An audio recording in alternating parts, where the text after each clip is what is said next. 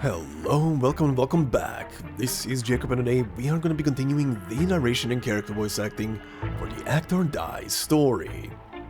And once again, I am a slightly bit sick, so apologize in advance if this episode is in any shape or form gonna sound weird, or rather if I'm gonna sound weird throughout it, including this intro, outro, and the bits in between, or the voice acted sections of the video. So yeah, this last weekend has been an absolute annoyance, pretty much the same way it was like 2 weeks ago when I was filming the last bits of, or rather the bonus bits for the Masses Travel story.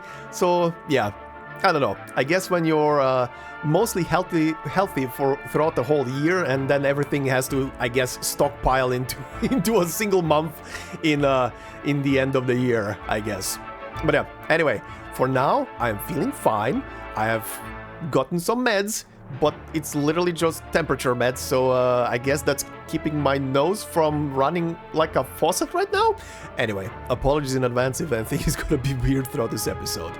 And yeah, let's get back to it.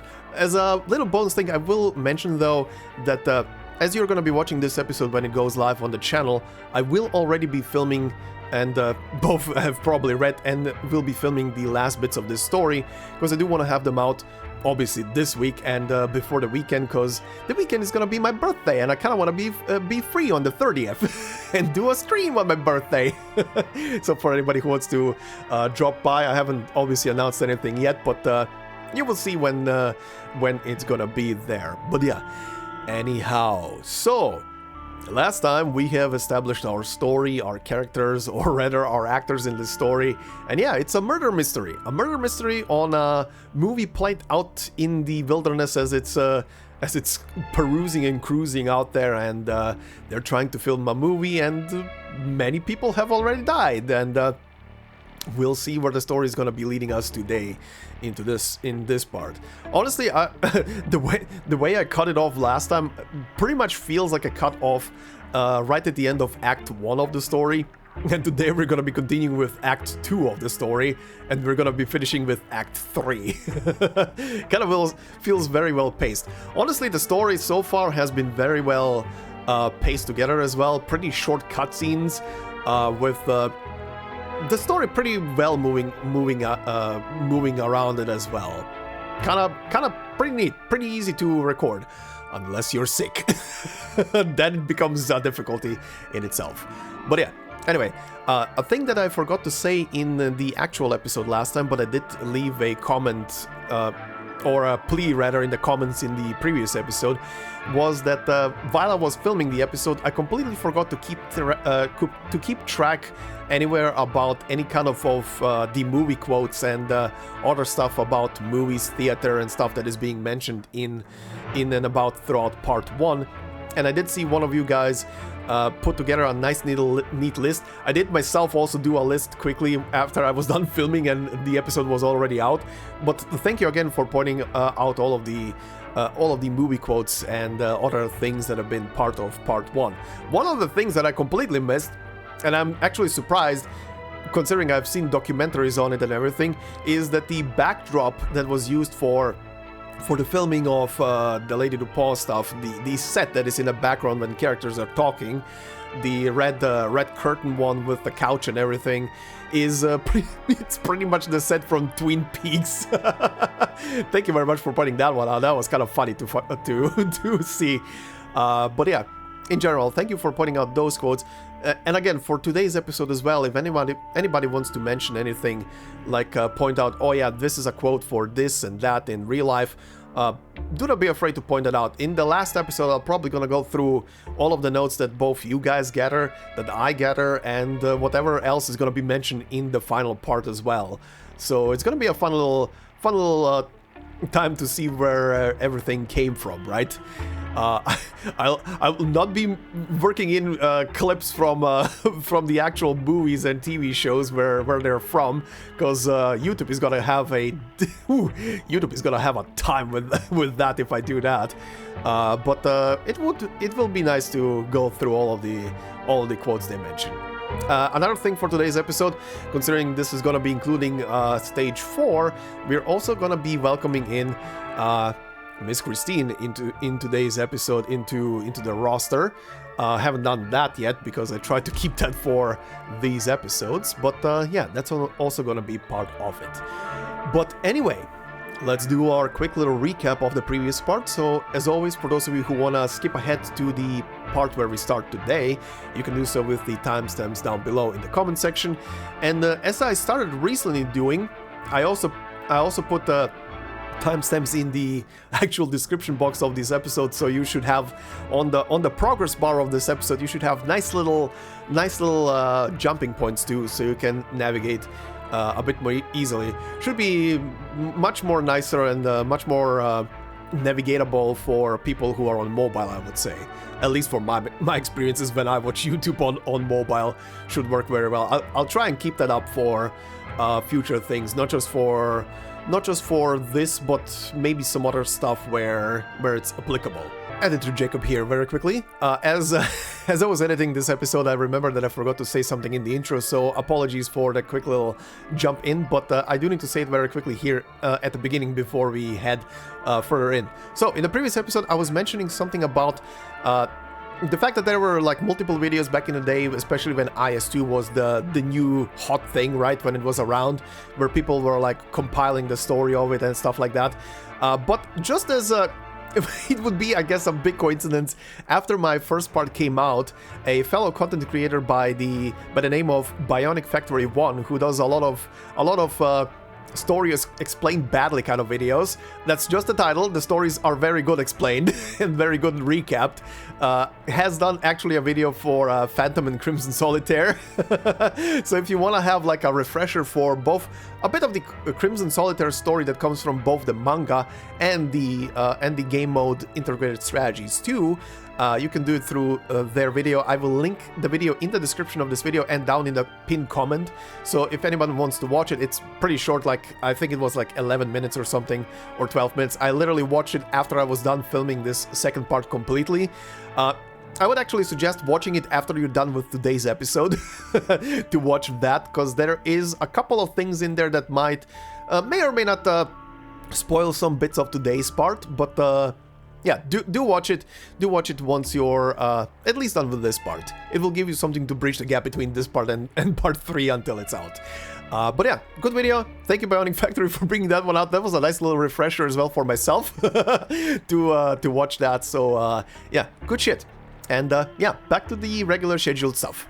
But yeah, anyway, let's begin with a recap and see where we left off last time. So then, last time we began our story on a film set that is on a mobile plate and belongs to Wrankwood. On this set, a movie called The Death of Lady DuPaul is being filmed, and we get our cast introduction. Starting with Stephen Quay as director, Melanie Rutherford as Lady DuPaul, Michael starring in 3 roles, Marion as the costume designer, Abner the cameraman, Tippy as background painter, Moira the prop assistant, later promoted to prop lead, Greta Stone the producer, Miss Christine as herself, Lucian aka Phantom in a minor role for the movie at least, Shelley the production coordinator, and Dalton as Lady DuPaul's brother. With all of our characters in place, the shoot for the scene between Lucian and Dalton starts. Dalton, who just came back from a drunken search for a prop knife, immediately sobers up upon hearing Lucian perform. The two of them are supposed to perform a scene where Lucian grabs the knife from Dalton and attacks him in self-defense. However, the knife is real, and the scene quickly turns into a real, yet accidental murder. Greta tries to calm the crew down afterwards by labeling it as an accident. She also fires the prop master and promotes Moira to that position. Shelley, however, doesn't believe it was just an accident, linking Dalton's death and the present crew to the death of a young actress from 5 years ago. Meanwhile, Lucian thinks back to his past and remembers how the Crimson Troupe leader was teaching him about wielding a knife, and not to hesitate when going for a thrust. A further flashback then shows us how Lucian came to be part of the movie crew. When Greta won the script on an auction, she met Lucian and offered him a part in it. He refused at first, but considered it when he saw the troupe's mark in the script. Back in present time and during the next filming session, Shelley starts to hallucinate and almost gets killed by a falling crate held by a rope. She is saved by Lucian, who pulls her out of the way, and Moira, who grabbed the rope.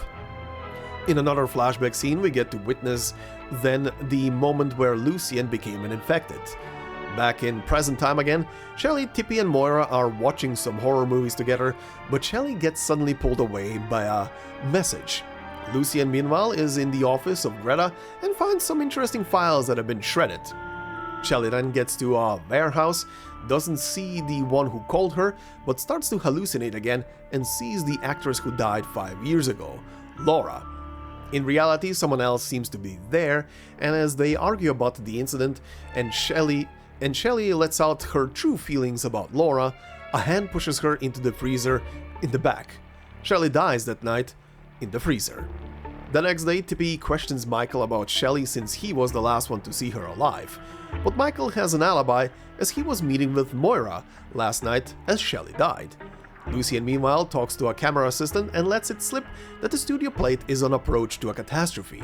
Spooked by this news, the crew confronts Greta about it, but she calms them a bit down by saying that they will only use the catastrophe as a background drop for their film. Meanwhile, Tippy keeps questioning the whole situation, with Michael and Moira meeting in private that late at night, but Moira diffuses it by saying that the only thing he wanted was to know if there is a way off the pneumatic plate.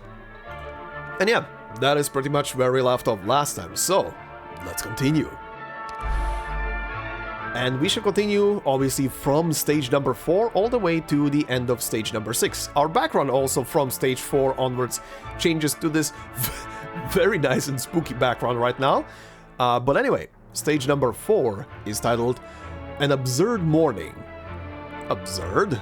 No, do not give your evaluation so hastily. This play is yet incomplete. Death shall grant the characters new life.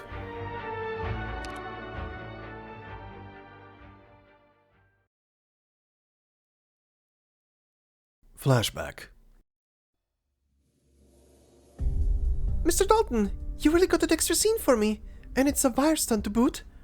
How did you get Director Quaid to agree so easily when he wouldn't budge when I asked him?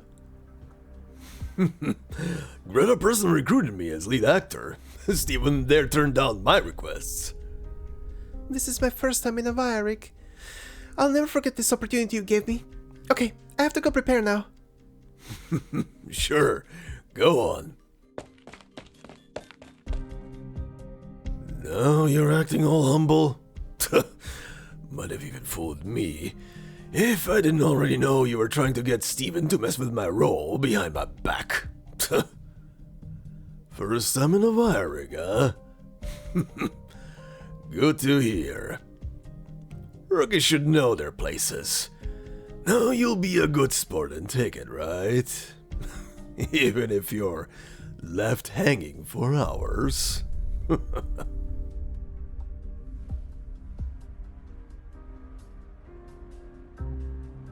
Shelly, I just got another scene and I need a wire rig. Can you prepare it for me? No. I know you're passionate about acting, but how many extra scenes is this now? Do you even realize how much you've screwed with the schedule I made for the entire crew? Do you even feel an ounce of guilt, Princess? I'm not changing the entire schedule again because of you. This crew doesn't revolve around you. I'm sorry, Shelly. I'm not trying to increase your workload, honest. But Mr. Dalton said the director signed off on it. Dalton did? Alright then. Thanks, Shelly. He was just telling me how you have no respect for your seniors in the field. No way did he do this out of pure kindness. The wire rig, huh?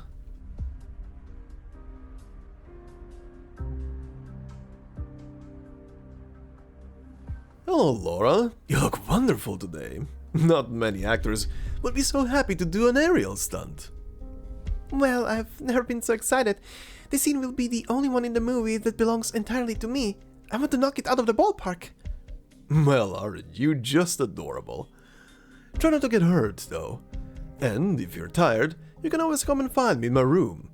I'll be there all night. Oh, Marion, have you come to touch up Michael's makeup?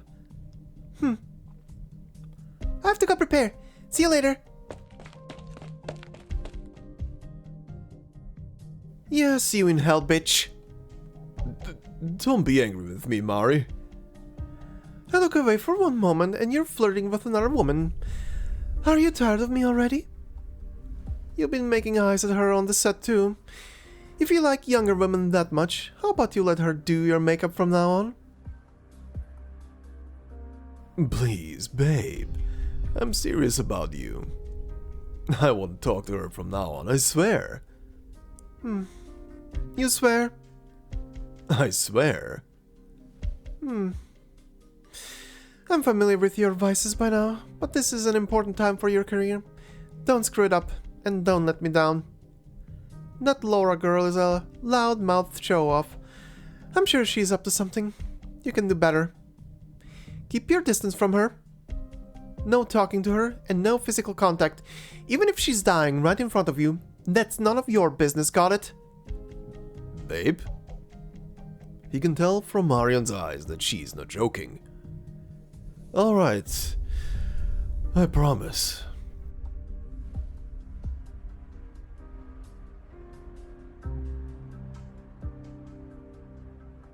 It's still not my turn. What's going on? There's something on Mr. Dalton's end, and everyone on the set's gone over. No one's giving orders now. Look, we've even got that rookie still hanging up there. Oh, poor thing. You never struck me as the compassionate type. Trying to get her in bed? Hey, you know me. Let me go and check up on our poor little beauty.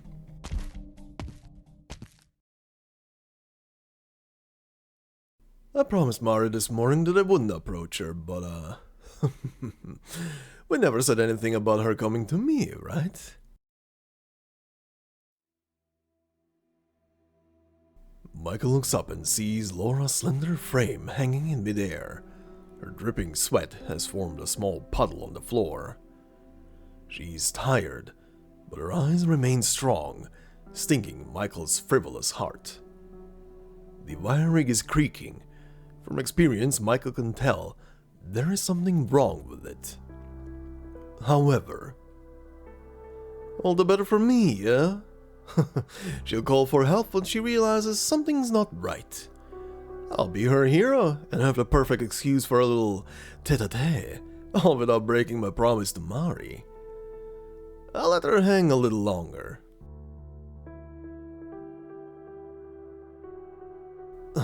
Why aren't you calling for help, Laura?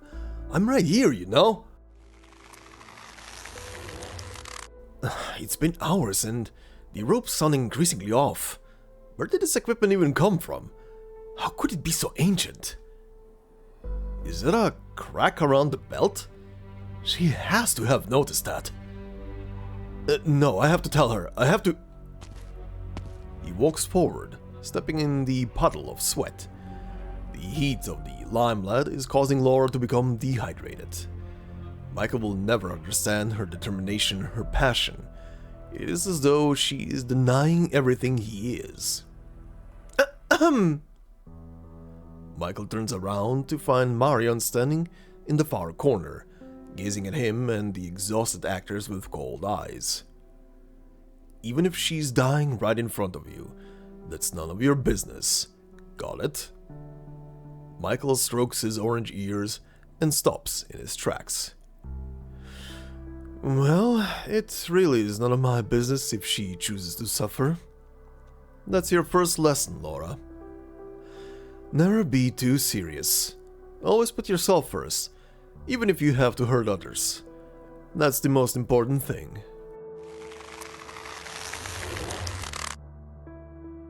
The rope above his head is being stretched to its limit. You're still not going to call for help.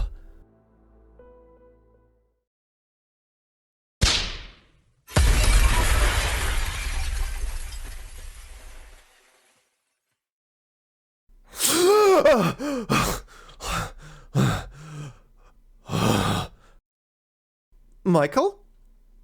What's going on? What were you thinking about? I came with you to the makeup room for an explanation, not to watch you melt down. What did Moira mean when she said you wanted to leave the plate? We have to get out of here, babe.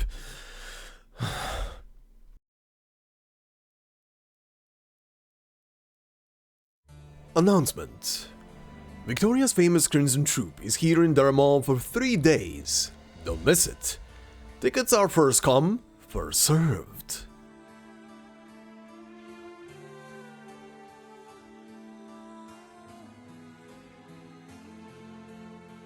It's the first time you've left the castle and traveled so far with the troupe, isn't it?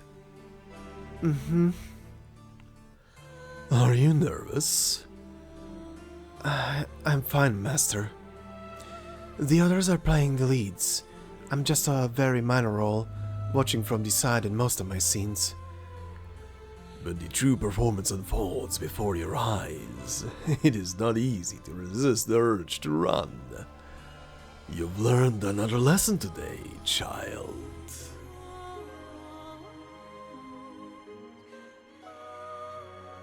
Police statement on the Darmall case. At this time, there is no evidence linking the case to the Crimson Troupe which passed through the area recently. The police has established a special task force to investigate. A spire in Lupokarn, Lethanian.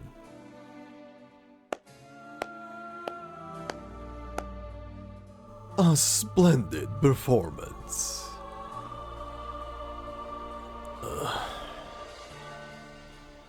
You finally made a breakthrough after your first performance as the lead. The tiny black crystal on your neck is almost perfectly hidden. The audience sees only the glamorous star, not the infected approaching death, one step at a time. Your performance is increasingly mature, and your songs move the passions. There is virtually no stiffness, no pretentiousness. Are you complimenting me? Of course. Are you not going? Or do you want to stay and take in the aftertaste of the stage? Aftertaste? You mean the taste of blood?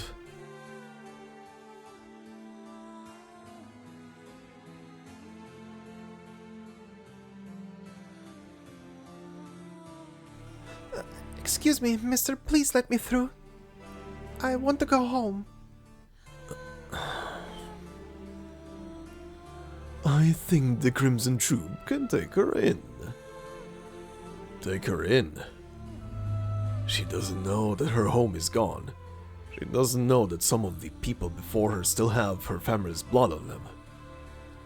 That is what we call a fateful encounter, is it not?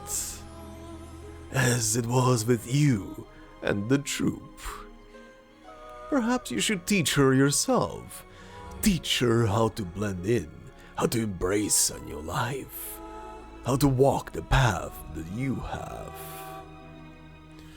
The show goes on, even once we've left the stage. Ah, you remember what I said. Yes. There is no drama like life. The aesthetics of destiny are never bound by any medium. Mister?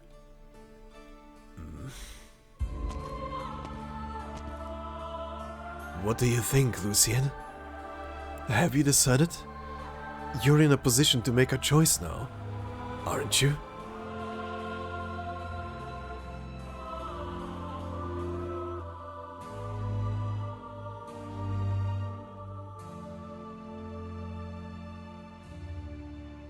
Are you awake?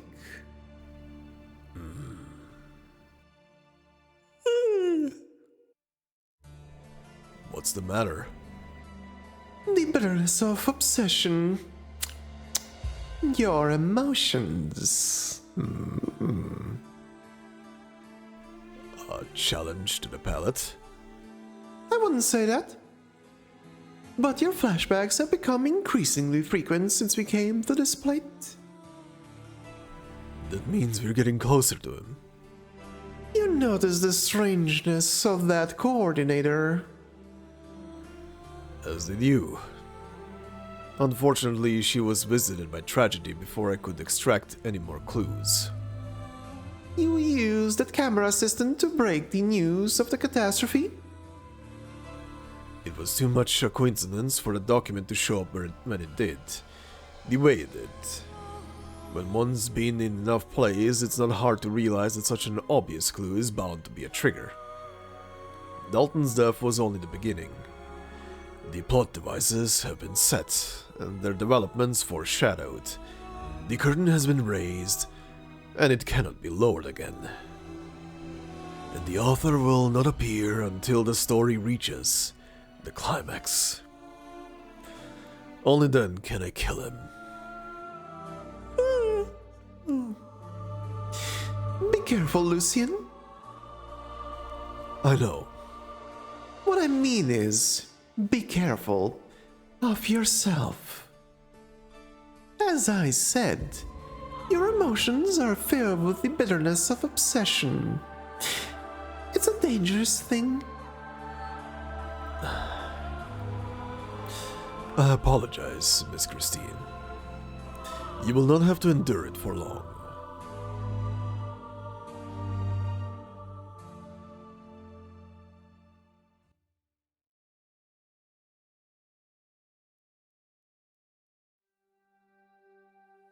Last night wasn't the first time Michael's come looking for you, was it?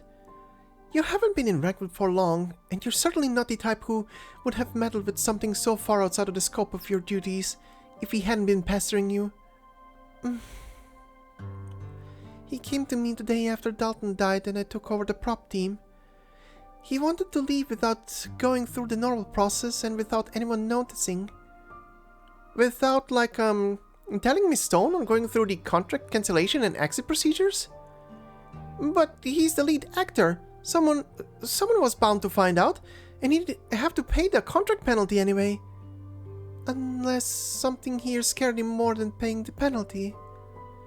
He said since the prop team had access to all of the tools and was familiar with the structure of the plate, he wondered if I could, if you could think of a way.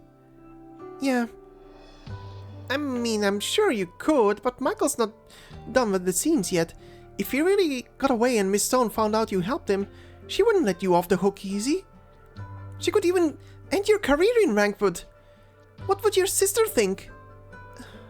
My sister? Didn't you say the rest of your family was against you coming to Wrankwood, and she's the only one who cheered you on? You have to make it, and not just to prove your family wrong. I just don't want to disappoint my sister. I want her to be happy for me. So don't be mad, Tippy. Please? I'm just mad that you were hiding stuff from me. I know you'd never agree to Michael's demands. You just didn't know how to refuse him. I can help with that. Alright, Tippy. I've never seen you so angry. Should we watch a movie together? Sure.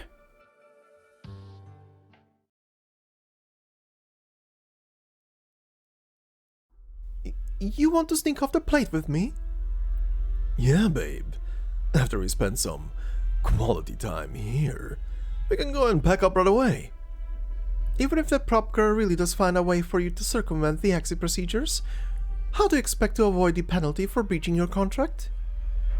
Shooting isn't over yet, and you know Greta. She'll make you pay an arm and a leg. Who cares about some stupid contract when there's a killer on the loose? Dalton's dead, Shelley's dead. How long do you think it'll be before you and I are next? We both watched and did nothing when Laura died 5 years ago. Whether the killer is her lover or her dad or some self-righteous vigilante, he's clearly after everyone who was involved. He wants us to repent and pay for what we did. I can take you away from this awful place, babe. We have our whole future ahead of us. Huh, how romantic of you. But since when has your love been so deep? What? So even when you were winking at Melanie and flirting with Anne from stage design and Mila from logistics, you're telling me you were seriously thinking about spending the rest of your life with me? Does it matter right now? Of course it does. I'm not going, Michael. And neither are you. You know how hard it was to get you a lead role in one of Greta's films? And not just one, but 3 at once? Play this role right, and you'll be a bona fide Wrankwood movie star. There'll be another chance. Look at me, Michael. Your costume in The Death of Lady Dupont is even more exquisite and eye-catching than Melanie's, the title character. Your perfume, what you wore to Fashion Week, I bought all of this with my own money. Even those fake ears and tail that let you pass as a Vulpo came from me. Without me, the public will find out that this Michael product suddenly doesn't seem so shiny anymore. We've been together for 5 years. I gave up everything for you. I've spent so much of my savings, and I'm not getting any younger. I can't afford to wait for another chance. I love you, Michael, so don't let me down. You, love me? You were glad when Melanie publicly revealed our relationship to the day Dalton died, weren't you? To everyone else, I'm the troublemaking playboy, while you're the poor, suffering girlfriend who gave everything, only to get nothing in return but mockery. How very sympathetic, huh? And what part of that is a lie? You said it yourself. You're just investing in a product. Investment costs money. You'd have invested in Dalton instead, wouldn't you, if he hadn't become a hopeless drunk? You're just a parasite looking for a host, Marion. This is stupid. And I'm stupid too. Well, I guess that's it for us. You can stay if you want. I'm out of here. Oh, and here's a tip. If you're looking for your next investment, try that pretty boy Lucian. He got the entire crew's attention his first time in front of a camera. He's the real deal. The moment you walk out of here, I'm reporting you to Greta. You cold-hearted lunatic. Are you not afraid of the killer? And why should I be? 5 years ago, I didn't even know why Laura fell to her death until later. You're the one who watched and did nothing, not me. You... What are you looking at, Michael? Rage overcomes the Vulpo like a tidal wave. He sees a fire axe in a corner of the makeup room and clenches his fists.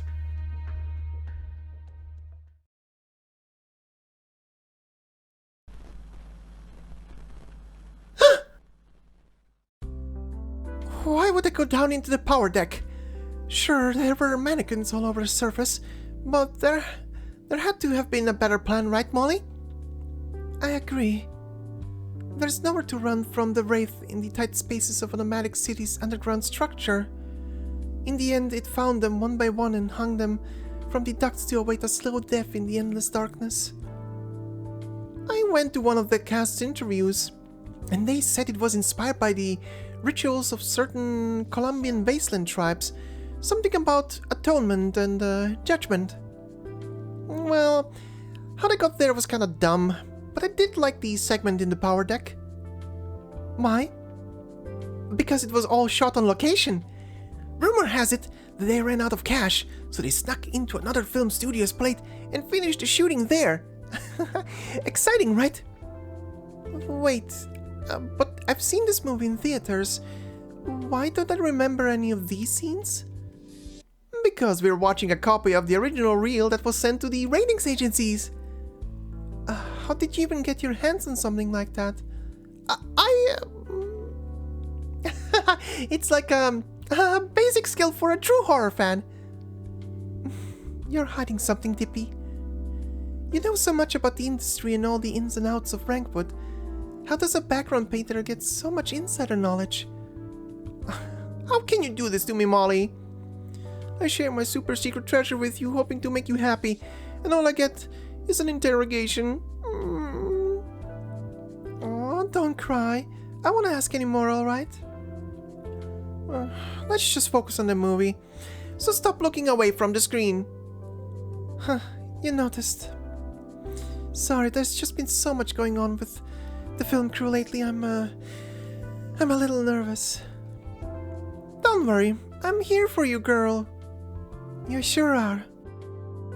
Feeling better now?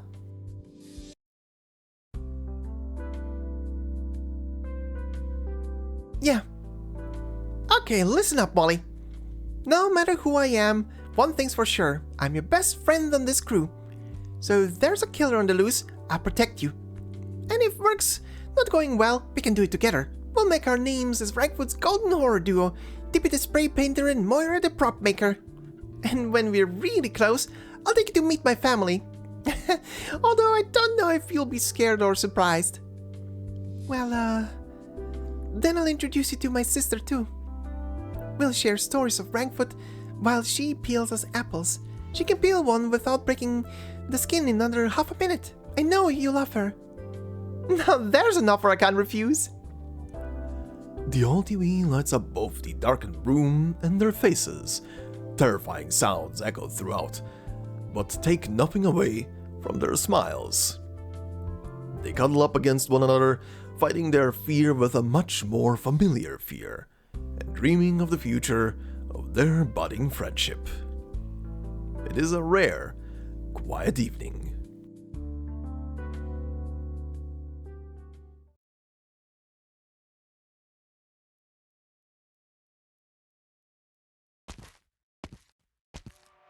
Oh, why is the set so dark? I should have asked Moira. She's always here early and she knows where all these switches are. The prop room isn't that far, is it? Have I been going around in circles? Something doesn't seem right. Huh? Am I hearing things? The sound of water dripping echoes throughout the empty set, as though answering Houghton's question. But such response serves only to increase her confusion and fear. She knows there are no water pipes above her, but the sound she's hearing is definitely coming from nearby. Who's there? Is this another one of those stupid pranks you'll laugh at me over drinks for after work? Come on out now. I won't hold it against you. Or don't tell me Moira's in on it too. She's just a kid. How could you make her... Ow! Houghton falls backwards to the ground. Only then does she realize that she's wearing a flashlight on her belt. But she barely has time to laugh at herself before she smells a strong, sweet scent, accompanied by a tang of iron. Frightened, she stands up and turns on her flashlight.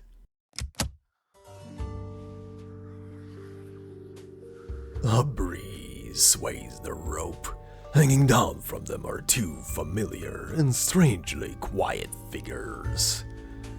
The two lovers, Michael and Marion, subject of much of the crew's gossip, have met their deaths with their backs against each other.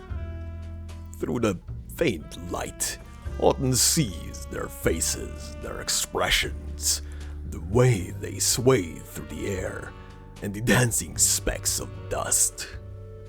It is indescribably eerie, and somehow sacred. She remembers what Tippy said when she joined one of her movie sessions.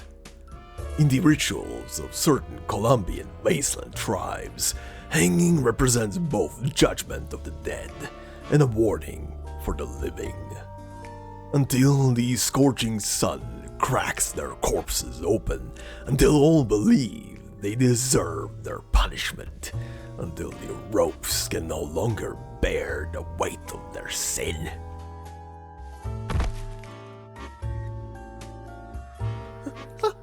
Help! Somebody! Anybody! The unlucky stagehand runs outside. As she does, a thought flashes through her mind. What an absurd morning.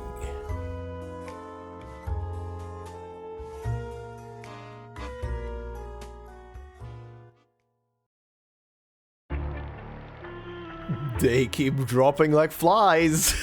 Two more added to the pile. And yeah, it is the lovers. I love how this story is kind of following like the traditional slasher movie almost to a T when it comes to who is dying and when. And yeah, the lovers have died. Or at least the two characters that could be considered the lovers, right? But yeah, all in order, all in order. First off, before I continue with anything else, quick enemy descriptions. Let's see. So, we have the hero's sidekick. And it says the hero's sidekick. His motto is never say die. And he will fight the villains to the bitter end to ensure the hero's final victory. And we have the villain's minion. The villain's minion, its motto is never surrender, and it will fight the heroes to the bitter end to ensure its boss's final victory. For people who are gonna be watching this in the future, these two actually duke it out on the field. These two actually fight against each other on the battlefield. But yeah, anyway, yeah, they're dropping like flies. There goes Marion and Michael. They be toast. They be dead.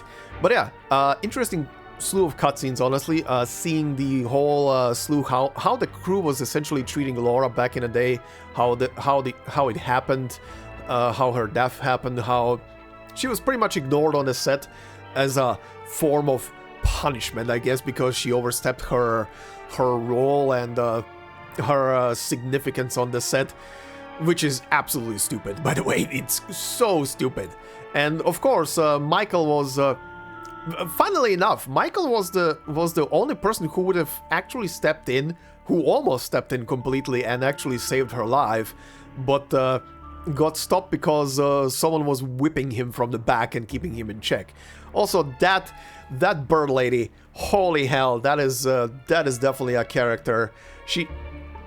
I honestly think she was very well described by of all people, by Michael himself, as a parasite, right? Good God, yeah, she was pretty much just as bad as the word is. She was pretty much just grooming the guy to be a successful star so she can have a good life. Good, that is a life goal, I think, to have, right? Holy hell. But yeah, the two of them are now toast, and they died in a brutal way. The first two deaths have been definitely made to be to look like they were accidents. This one, the killer is not being coy anymore. They are killing them now straight up and hanging them as well. Hoo boy. But yeah, anyway, that is that stage, and yeah, of course, regurgitating the information here that Lucian is obviously still searching for the good old Crimson Troupe leader, as that is his goal. He's trying to find the guy. But anyway, we move on to our next stage, which is a cutscene only, ADST2, and it says, "Focus. The role I penned shall be engraved in memory."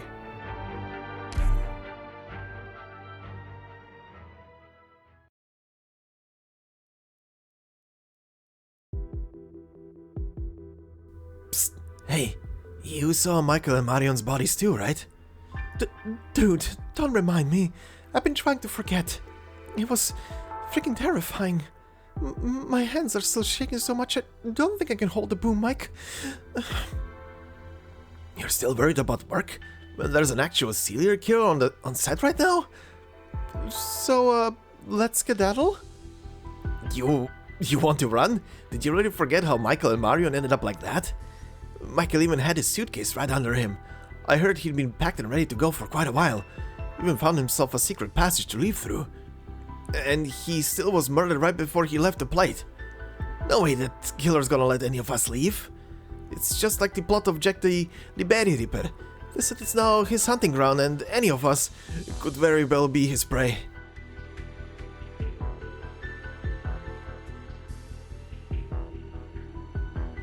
Abner, how long has it been since you inspected your chest rig? Look, there's a bunch of loose screws on your mechanical arm. One little slip and that camera's gonna be shards of glass all over the floor. If it breaks, it breaks. At least let me take a look at your camera lens then. I'm good. I'm your assistant, you know. Don't think I don't see what you're actually up to. You best stay away from me, kiddo. Dalton's death was no accident, right? The same goes for Shelley, Michael, and Marion. There's no way the victims were chosen at random. All of them were involved in that incident 5 years ago. You should be working for one of those gossip rags, not behind a camera.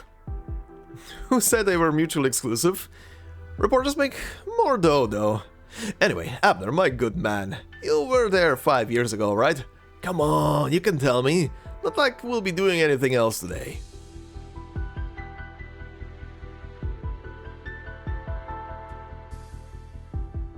Miss Rutherford, you have no lines in this scene. Then do you suppose I could simply stay in my room researching which exact foundation shade Lady Dupont should be wearing before she dies? That will be decided after we finish the climatic scenes at the end, which are still, I'm sorry. So that god of yours is running tardy. But I'm in no mood to blame your god right now, my dear. Were we not so far from the city, a major incident like this would have the Wrankwood police locking down the plate and crawling all over our set. And naturally, the shooting would be suspended. Not to say that our current situation is any better. Stephen, I'm starting to worry that my investment in this project will come to nothing. How much do you or Greta know about what's transpired these past few days that I don't?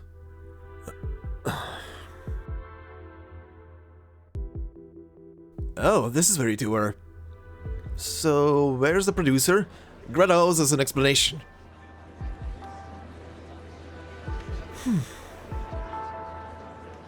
Whispers abound. Gossip permeates the set, with not a single soul at work. 3 homicides and 4 victims. The spate of murders has everyone overcome with fear, anger, confusion, and shock. The whole crew is on the verge of losing control. The glamour sends even her own heart into a mess. She hates the feeling.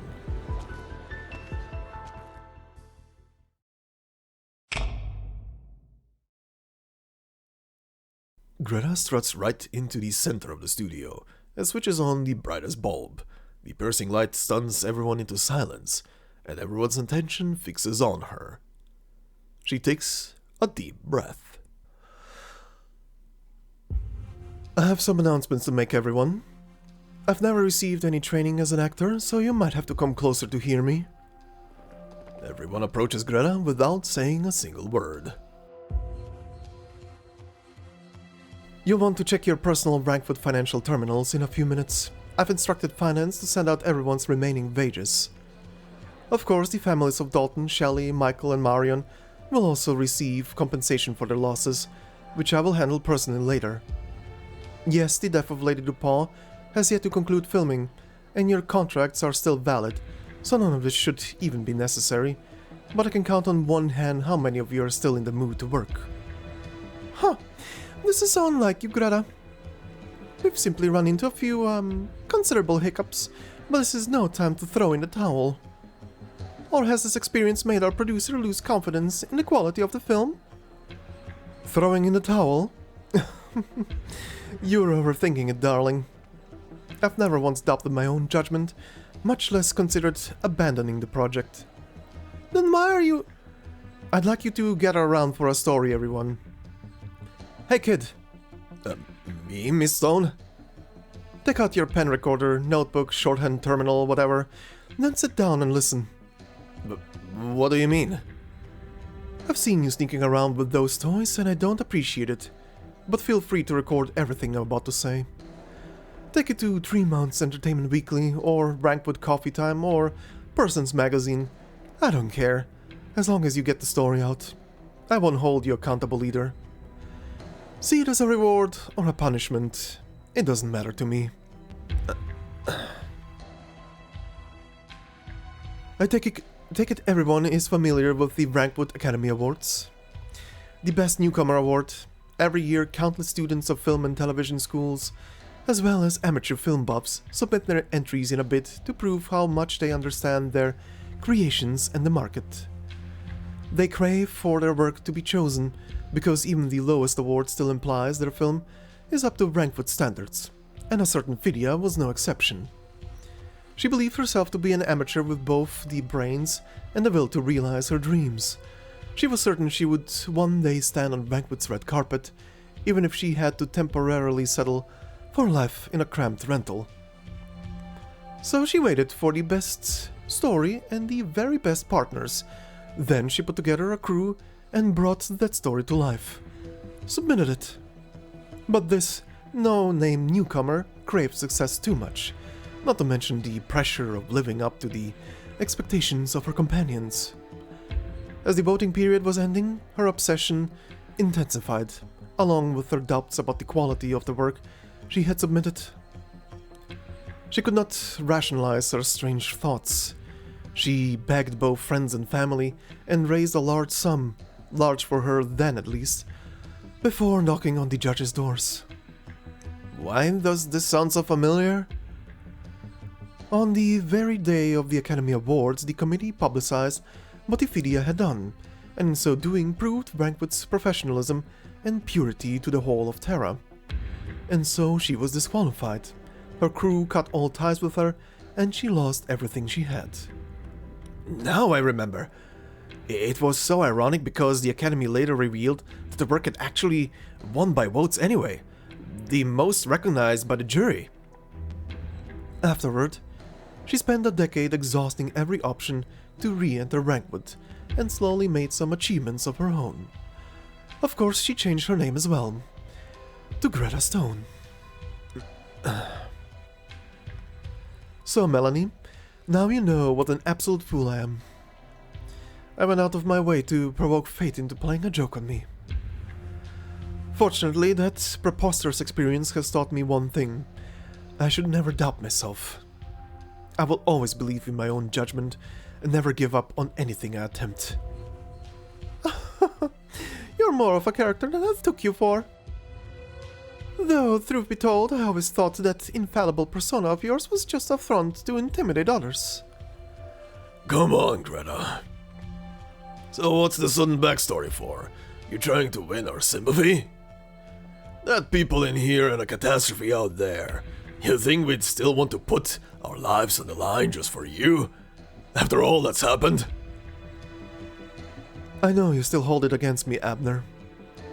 Ever since 5 years ago. How could I? I mean, I was awarded Best Cinematography that year thanks to those classic shots from that film. It's the highest honor any cinematographer could ever dream of. And you gave it to me. But what about after that? You hit the peak of your career, then fell into despair. In just 6 months, no one dared put you behind their cameras. You used to love your cameras so much, but now you treat them like empty potato chip bags. Before you joined the crew of the Death of Lady DuPont, you even lost your decades-old partner at the casino, yes? You hated film from 5 years ago. You hate the shot that won you the award, and you hate me for making you keep it. You bet I do. My camera captured the Laura girl's fall, and when I saw how you reacted, I knew then and there that you had zero good intentions. I have warned you again and again, but you insisted on keeping that shot in the final cut. The more I think back to how the jury commented on the shot's realism and shock value, the more I want to laugh. Film is the art of creating dreams. Cameras are the eyes that see dreams, and the hands that turn fantasy into reality. But you insulted that girl's memory. You insulted me. Now I hate this damn thing I'm holding, and I hate my work. You get it now? If you really think so, then put it down, Abner. What?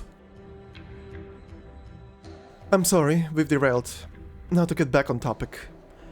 After confirming you've received your compensation, any of you may leave this production at any time. Would you rather flee this dangerous place? By all means. Scared of the serial killer and wish to find somewhere to hide? Go ahead. Feel like playing detective? For whatever reason, knock yourself out. Even if you were the murderer yourself and unwilling to give up on your vengeance, you have my blessing. We've already filmed most of the Death of Lady DuPont, with only a few climactic scenes to cover in the last 2 days of our schedule. Who knows, maybe we can even finish it with those willing to stay.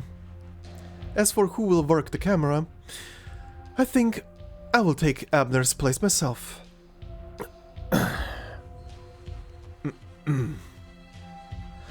Melanie, you do realize I can hardly find a last-minute stand-in for Lady DuPaul herself, yes? You know I don't have a choice. I'm still counting on this film to beat Marianne. Even a catastrophe cloud can have a silver lining. Marianne retired from cinema years ago. I've never understood why you're so obsessed with her. That's none of your business. But let me be frank. You won't get to demand special treatment as the female lead or insist on those rules of the film set you love so much once everyone else has evacuated. Steven. I know. I'll fix the ending by tonight. I believe in my decision to invest in this story, darling, and I believe you've collected enough inspiration over the past few days. Catastrophe draws near, and death is right before our eyes. Surely your god loves material like that? Alright, thank you for your time, people, and I wish you well on your future endeavors. That's all from me.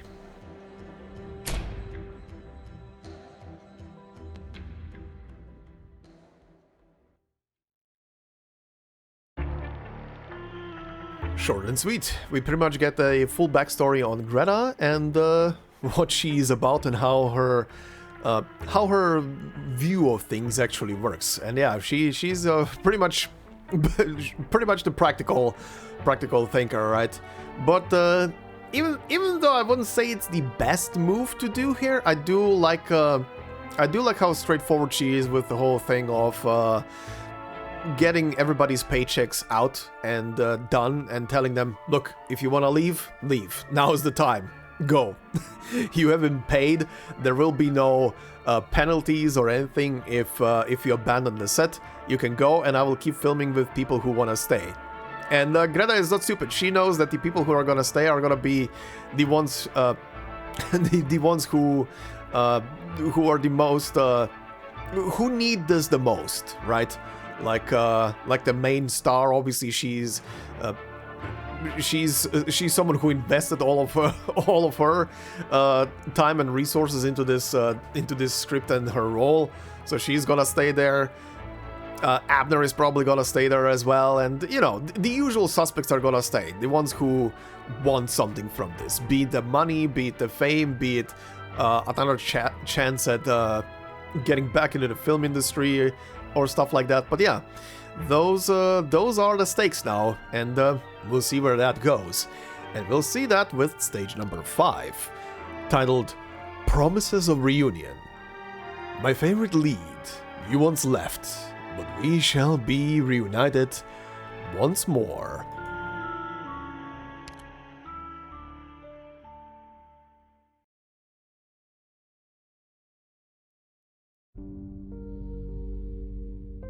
All Dalton's death and Shelley freezing in the cold storage were no accidents.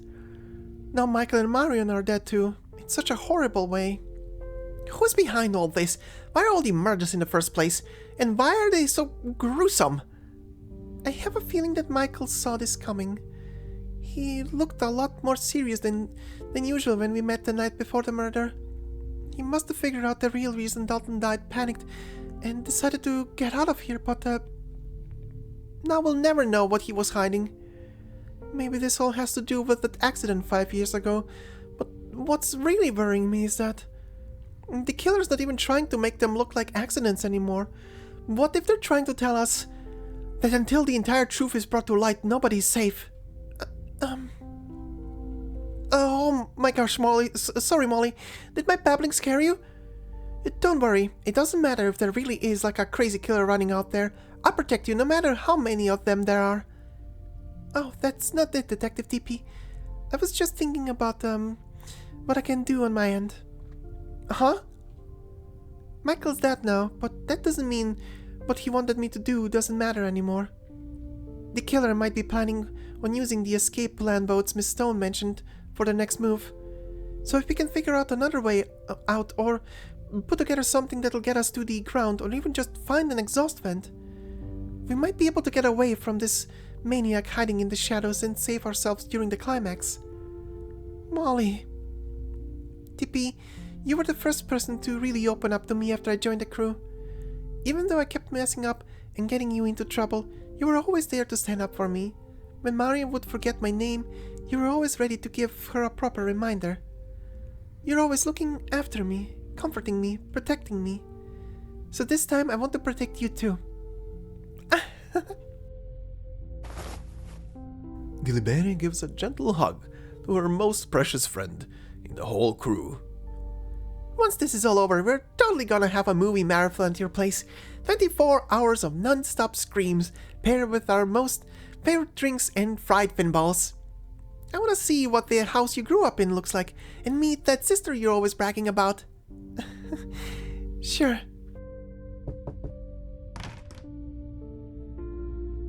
I'm terribly sorry to interrupt your little sorority huddle. Oh wow, Miss Rutherford. What brings you to the prop room? Where's your assistant? Didn't you receive Greta's notice on your terminals? She's already sent out compensation to everyone and officially disbanded the crew. Whether you're scared of the killer, worried about the catastrophe, or want to stay and finish the shoot, we're all free to do as we please. So naturally it only took a blink of an eye for that spineless assistant of mine to run off God knows where. Do as we please? Don't tell me, Miss Stone. No, none of the crew even care about the real reason all these murders are happening. Frankly, my dear, I don't give a damn, and I don't see why you should either. Surely the reasonable thing to do is escape and leave that to the police. Or, as Greta said, you can leave the truth to whoever feels like playing detective.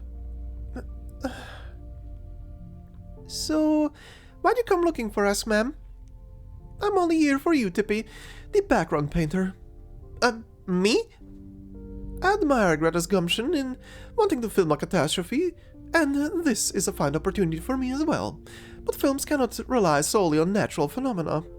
I know you're more passionate about cinema than most, and you must have heard how important this project is to me. So I implore you, from the bottom of my heart, to put your talent in ambience building and color matching to work, and paint the perfect backdrop for my grand finale. Wow! I mean, I totally love to, but go and help her out, Tippy. Hey, Molly, what's with the raincoat? Are you really going exploring? Don't worry. I've been part of the prop team for ages now, and I know my way around the plate. I'll be fine. Remember what we were just talking about? This is something I need to do. Alright then. Once I'm done helping out with the backdrops, I'll come and find you, promise.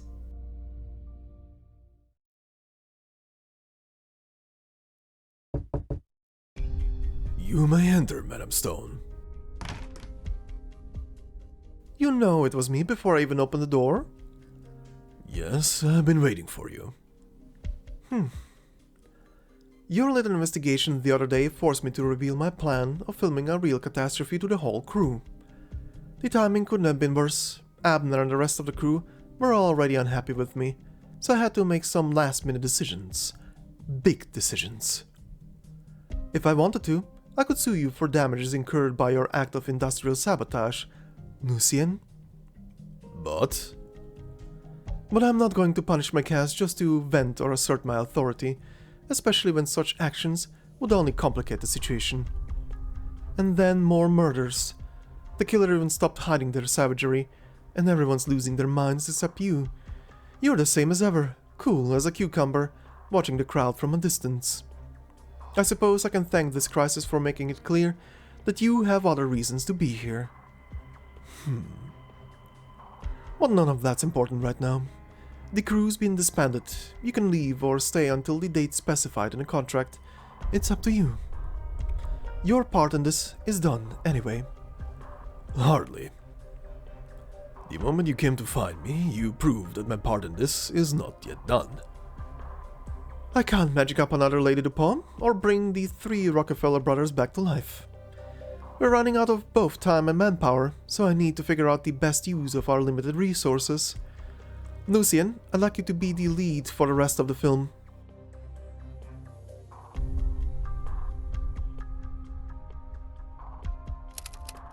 In the middle of the night, the clackety-clack of typing echoes through the office. A despondent Pero curls up in front of his typewriter. He glances at his latest manuscript and stubs a cigarette out on it. Ending. Lady DuPont needs to die in the ending. After she elopes with the second Rockefeller, they vanish from high society and live a poetic life out in the countryside. But Rockefeller's life of affluence has left too much of a mark on him. He eventually shames Lady DuPont for her empty family name and leaves her. In despair, she slits her own throat. Too realistic. And do they really have to be punished after leaving their extravagant lives behind? This takes place back when Colombia held wealth as its highest virtue. I'm just trying to recreate it and let the audience judge for themselves. The little cigarette burn grows, spreads and swallows the whole paper up. Stephen takes a deep breath and blows away the ashes. In the end, Lady DuPont chooses none of the Rockefellers. She had only wanted to escape her false destiny through marriage, but underestimated just how toxic love can be. The brothers, unbeknownst to each other, each plot their own revenge, and Lady DuPont is killed by 3 different schemes at the same time. No, too low, bro. Getting stuck in a quagmire of love even after not choosing anyone makes it sound like it's fate at work, and it's really just slapping in a trope to patch up the gaps. The final shot of her body being pulverized into nothing would definitely be shocking, but the setup's just too crude. The DuPont's family false claims of being descended from Victorian nobility are finally exposed to the public. No matter how deep the Rockefeller brothers' love for her is, they cannot shield her from punishment. The only time in her life that Lady DuPont is treated as true nobility is when the real DuPont family demands the death penalty for her. It's too neat. All tied up with a bow to show off how deep and meaningful it is, but it lacks any of the madness or romance a film called The Death of Lady DuPont should have. On the draft paper. Let me fetch some more from the filing cabinet. Whoa! Stephen slips on a vat of paper he threw to the ground earlier, falling flat on his back. Only now does he notice that the entire office is filled with discarded drafts. There is nowhere left for him to stand. He lies down amidst his aborted ideas, covering his face with his hands as he yells in frustration. Get a Kubricking grip, Stephen Quay! You've been messing with the ending for 2 whole months now and don't even have a shitty half-baked scene to show for it. This is your baby. You wrote every damn line in this story. Don't tell me you don't even know what you want to write. If you need to suffer to make a classic, then this must be a goddamn masterpiece, right? You've got the time, the pressure of the shooting, the shock of hearing about filming a catastrophe, the fear of some maniac going around killing the crew. You got it all, man. What more could you want? God of inspiration, my ass. That was just some stupid excuse to get Greta off your back. Your god ain't coming. You lost his fucking contact details. Who's there? Well, honestly, I don't care who you are, as long as you can help me figure out the sending.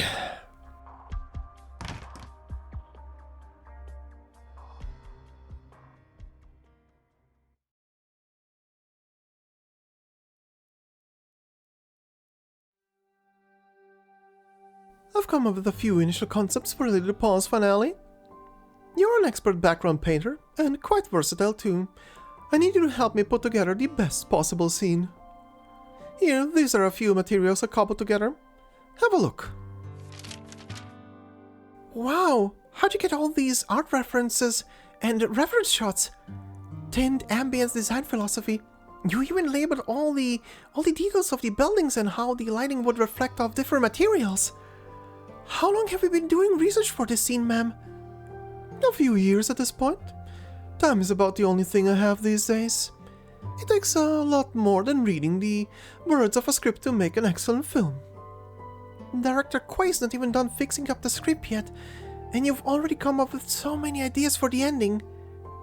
The lad's certainly taking his sweet time with it, yes. I believe that both as the leading lady of the death of Lady DuPont and its investor, I have an obligation to take responsibility for this film. As I said before, the revival of my career in Wrankwood will begin once Lady DuPont gets a good, proper death. Lupocar and Holiday, the portrait of Erin Dawes, the bridges of County March. These mood reference shots are all taken from films starring Marianne Blake, aren't they? Do you, like her work? She retired long before you were born. I mean, like, my dad really loves her films. Besides, the classics are classics for a reason, right? Both her acting chops and taste in projects were impeccable. It's, kind of surprising to hear you say that. I could have sworn you hated her. Everyone's been comparing you guys for years. Indeed, all those years.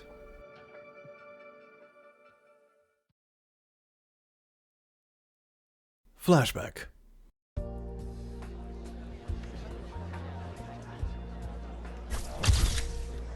Congratulations on winning your 8th Best Actress Award, Miss Blake. Ever since you started your career, you've been at least nominated for an award practically every year. The industry sees you as an insurmountable mountain for fresh new talent to try and climb. Are there any particular up-and-comers you think we should keep an eye on? I appreciate the flattery, but I'm hardly an insurmountable mountain. I'm still climbing my way up myself.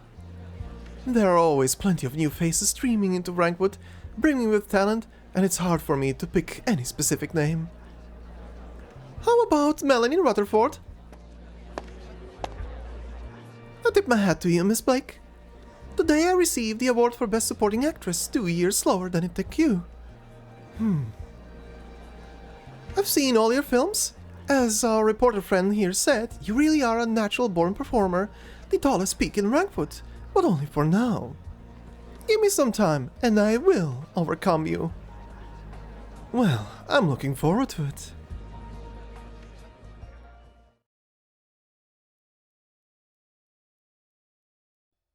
Wow, Melanie and Marianne are really duking it out this scene. Time to get out the popcorn. They've been rivals for a while now, haven't they? It's like they're always racing to get the most awards. That's why they agreed to be in the same project. Shh! Did you forget everything they taught you when you joined the crew, you little shit? Go and apologize to Miss Rutherford right now! I'm really sorry. Let's not be too harsh on the fresh meat, Melanie. Our films are built upon rules. You've been in the industry longer than I have, Miss Blake. You must have experienced why they're so important firsthand. Courtesy towards the leading lady is something we've had to fight for, role by role, film by film. It's what allowed me, a young girl from the middle of nowhere, to stand in front of you today. And without rules, there will be no standards. How else would we know which of us is the greatest film actress of all time? Which reminds me, I still haven't congratulated you for that Best Actress award you got at Lithuanian Spire Film Festival a few days ago.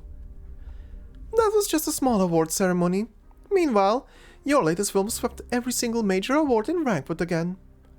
I still haven't truly overcome you, Miss Blake.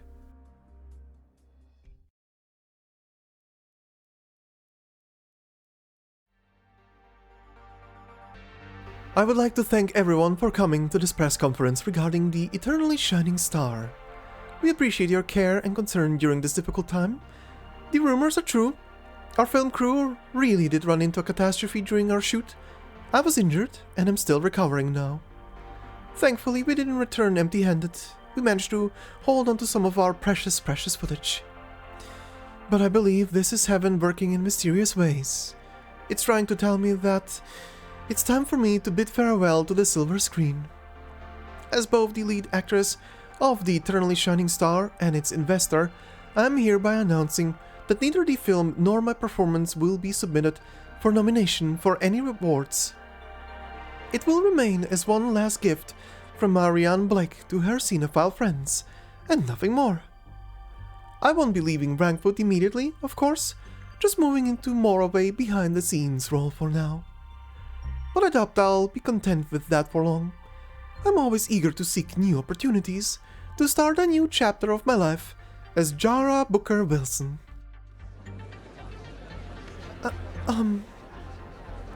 Oh, you're here too, Miss Rutherford.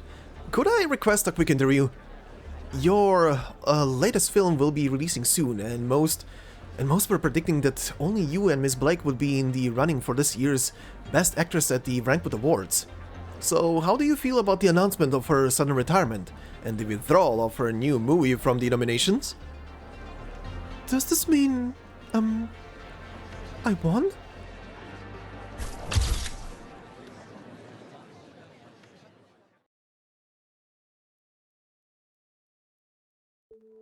After Miss Blake retired from acting, you got all those roles as brand spokeswoman and lead actress, and even got invited to be on the judging panels for the big film festivals. But not long after, you suddenly left it all behind because some personal reasons, and when you came back last time, nothing was the same anymore. Her retirement gave me quite a shock, but I still believed I had won fairly through my own talent. I believed that I too could become an insurmountable mountain and a legend of the silver screen, one that outshone even her. But in the end, Wrankwood's best actress Melanie Rutherford let it all go to her head, swayed by the endless praise of the critics, the flattery of the sponsors, and the applause of the audience. Wealth and fame, alcohol and scandal, I lived an indecent life those few years. Yeah, tell me about it. Those tablets have like zero respect for your privacy. But once I met you in person, I could tell. Maybe you've made a few mistakes here and there, but your love for acting's the real deal. No need to console me, little Liberi. No one's more acutely aware of my failings than I am. Marianne could switch from a hardened soldier to a poor servant girl and back again at the drop of a hat. A single dress rehearsal was all she needed to figure out the ideal lighting and positions. But if I were to take a single day off, spend 1 hour less on studying the script, or arrive at the rehearsal 15 minutes late, my performance would fall into the gutter. A mere 2 years of living in indulgence was all it took for me to lose the skills I once picked up with these. I disappointed both the directors and the fans. I had never realized just how many unending waves of new talent were looking up to me. I had never realized what the position in entertainment Marianne had fought so hard to defend actually meant. I thought I could afford to be like her and enjoy the double delights of cinema and life. I thought there'd be no harm in having a little fun after all those chasings and competing. It was only then that I finally realized Marianne Blake was a truly infuriating genius, in every sense of the term. With her final film and that chance catastrophe, Marianne received a revelation to retire from cinema, and all I could do was sigh. Even unknowable Mother Nature was on her side. But now that you're a lead actress again, you've got a chance to win back everyone's trust. I mean, you're even getting to film alongside a catastrophe too. You're right. I've spent more than a decade piecing my self-confidence and acting skills back together. I could very well be a single step away from the top again. Rados offered to give me the part of Lady DuPaul couldn't have come at a better time, and now even her grand ambitions have left me a special little gift. Come to think of it, the lady is a rather fitting role for me. Surely she knows her brother is lying to her. Surely she has adopted her last name once or twice. But no, she unconsciously clings to her glamorous life, refusing to accept the mediocrity of her birth. She prays desperately that she is special, that she is talented. I wonder, what sort of ending will she face amidst the storm? Miss Rutherford. Yes? We should watch some horror flicks together. The horror flicks?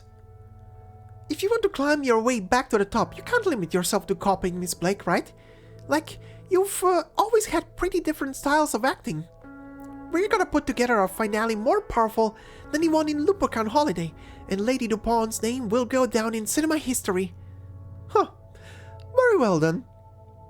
Also, I'm sure you know what happened between you and Miss Blake better than I do, but I bet she meant it when she said you'd surpass Marianne Blake one day. She might still think so even now. You might be right.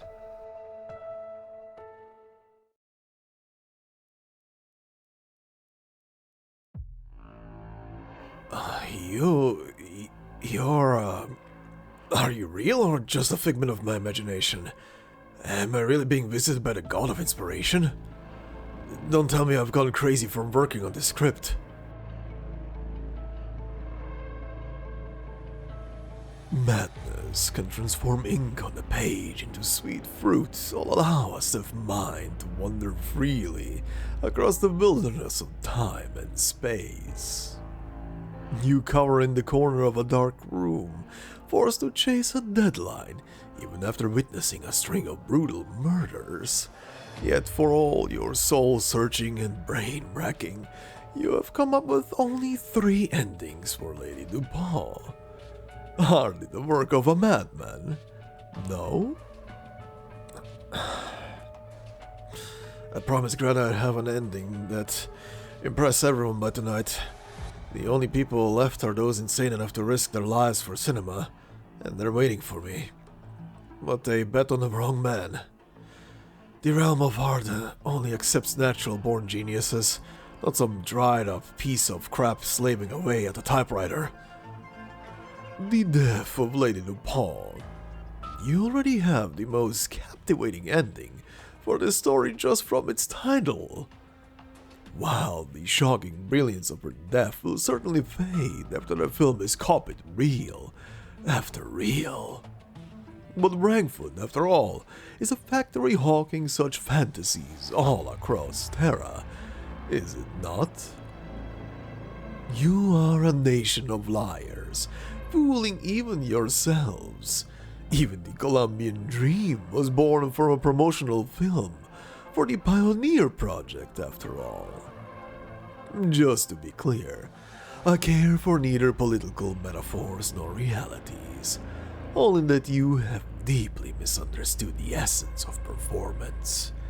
Drama can change lives, but it would never use such a mechanical way. But by setting death as Lady Dupont's ending, you show you still possess an intuition for drama. Intuition? No. When I was a student, I hated dragging death into the stories I wrote. I thought of it as a cheap trick, only good for plugging up holes in the plot or squeezing the right emotions out of the audience. Actually, talented writers could give a film a proper climax without it. Then, what changed you? A shocking memory? Or perhaps some phantom pain you cannot recall? I had the same problem 5 years ago when I was working with Greta on another project. She didn't mince words. She told me the back half of the script was too dull, and audiences would be falling asleep. If I didn't change it, it bombed at the box office.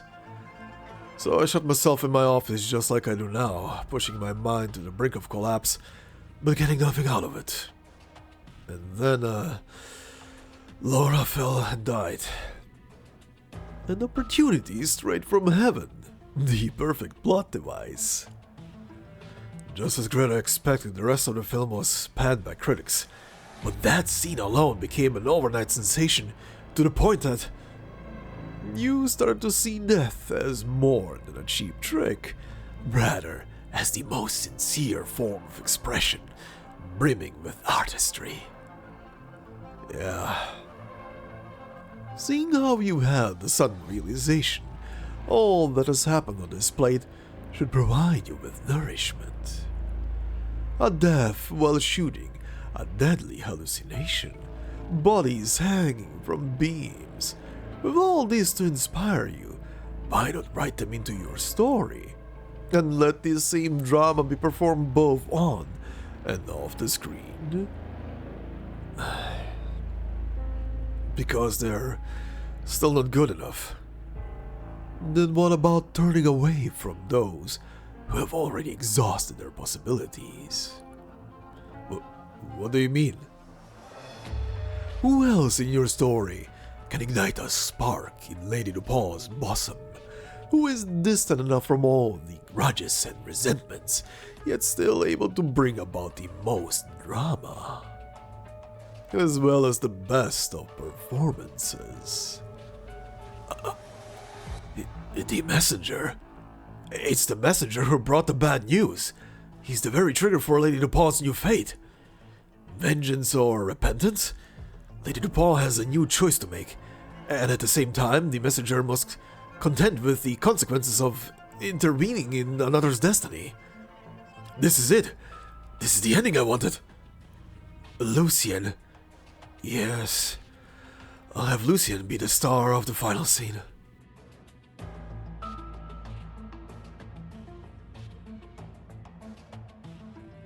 You want me to become the lead actor? That's right.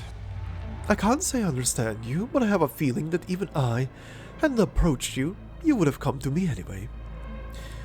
You have the most potential of any actor I've ever seen. The messenger doesn't have much screen time, but your performance added a complex and delicate core to a role that was originally a nothing burger.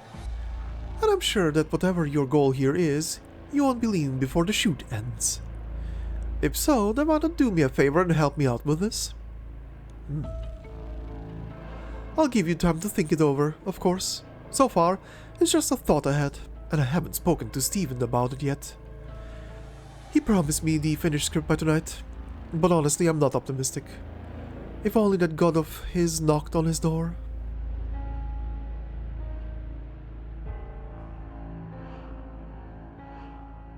I see.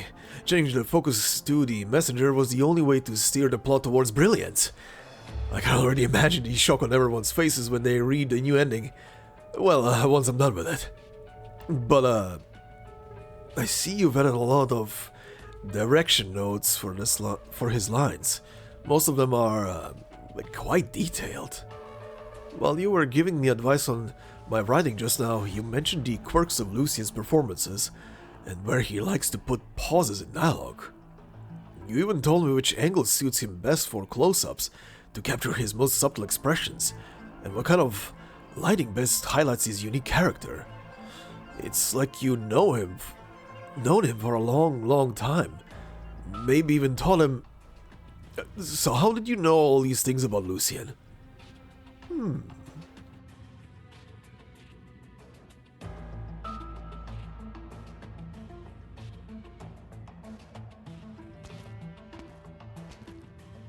You call for me, troop leader? Come with me, playwright. The final act is underway, and as always, the entirety of the audience is enraptured by the performance on stage. It's rare for Whiteflower to return to the stage. Will you not toast to her once the performance is over? What of Blood Diamond and Abyss? They are merely supporting roles this time. All their scenes have already concluded. The rotting stage mechanism has spread the blood of the magician's assistant and the chosen lucky audience member all over the stage. Their corpses have been stuffed into prop boxes, set afloat on the river to disappear forevermore. The magician herself completes her final show as she treads on a stage yet slick with blood. Blood Diamond and Abyss should have chiseled their way out of the boxes by now, and be on their way back to the stage for the curtain call alongside Whiteflower the Magician. Should they? Now? And here I was thinking, those two children have turned performance into reality, disappearing forevermore. As I recall, this was a new scene you added half a year ago while revising the script. During a night you claimed to have had a Revelation? Leader, come with me, playwright. The show is far from over.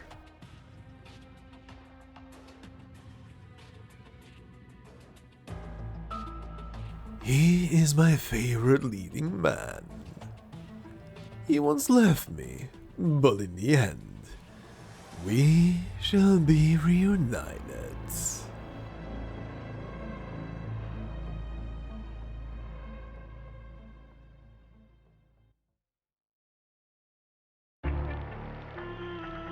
Alright, there was a couple of things here. Also, very quickly, this stage does not have any new enemies, so we can skip that for this one. But yeah, a couple of very interesting things here. So the show must go on, of course. And we do get a couple of very interesting morsels to character backgrounds or potential character backgrounds. Now, I will say this episode today will not go any further into what Tippy's connection to Marianne is, aka to Jara, by the way, which was a surprise to see. Actually, not really a surprise to see in this story, but I guess the bigger surprise was I don't remember if... I don't think in Lone Trail, because the only thing about Jara that I remember from Lone Trail, also for those who don't know, yes, Jara is a character that appeared before.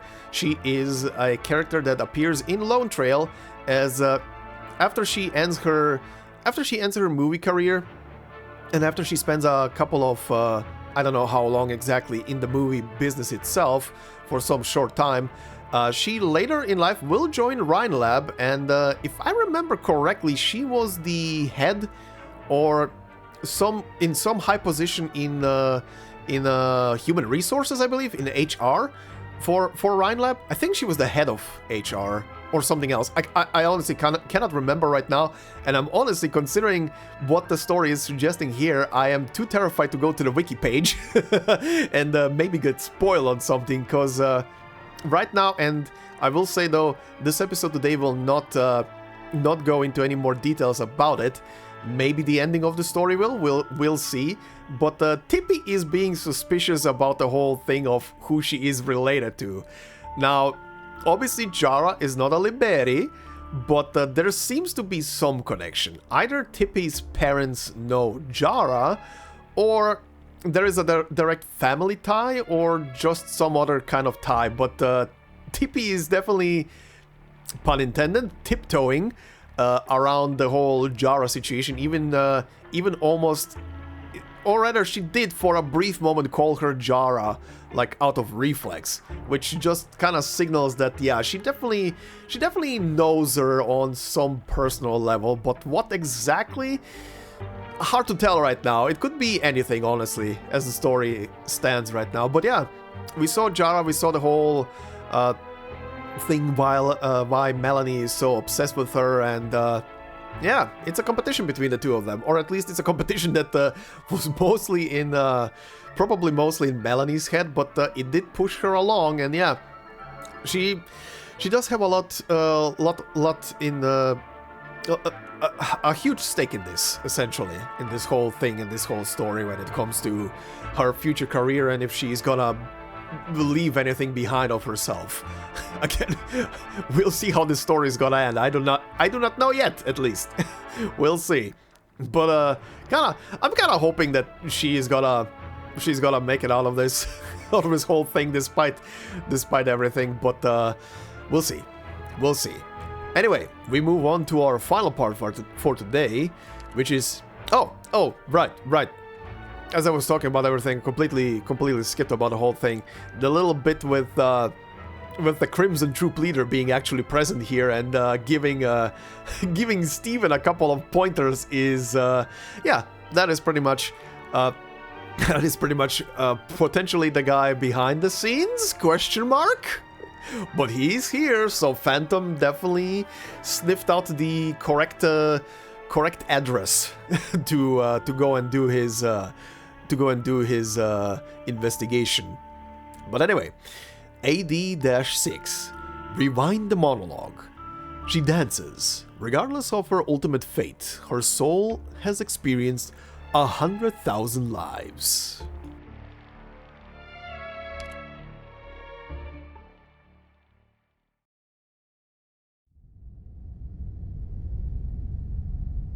petite Zalak gropes around in the darkness as she traverses the pitch-black plate lair.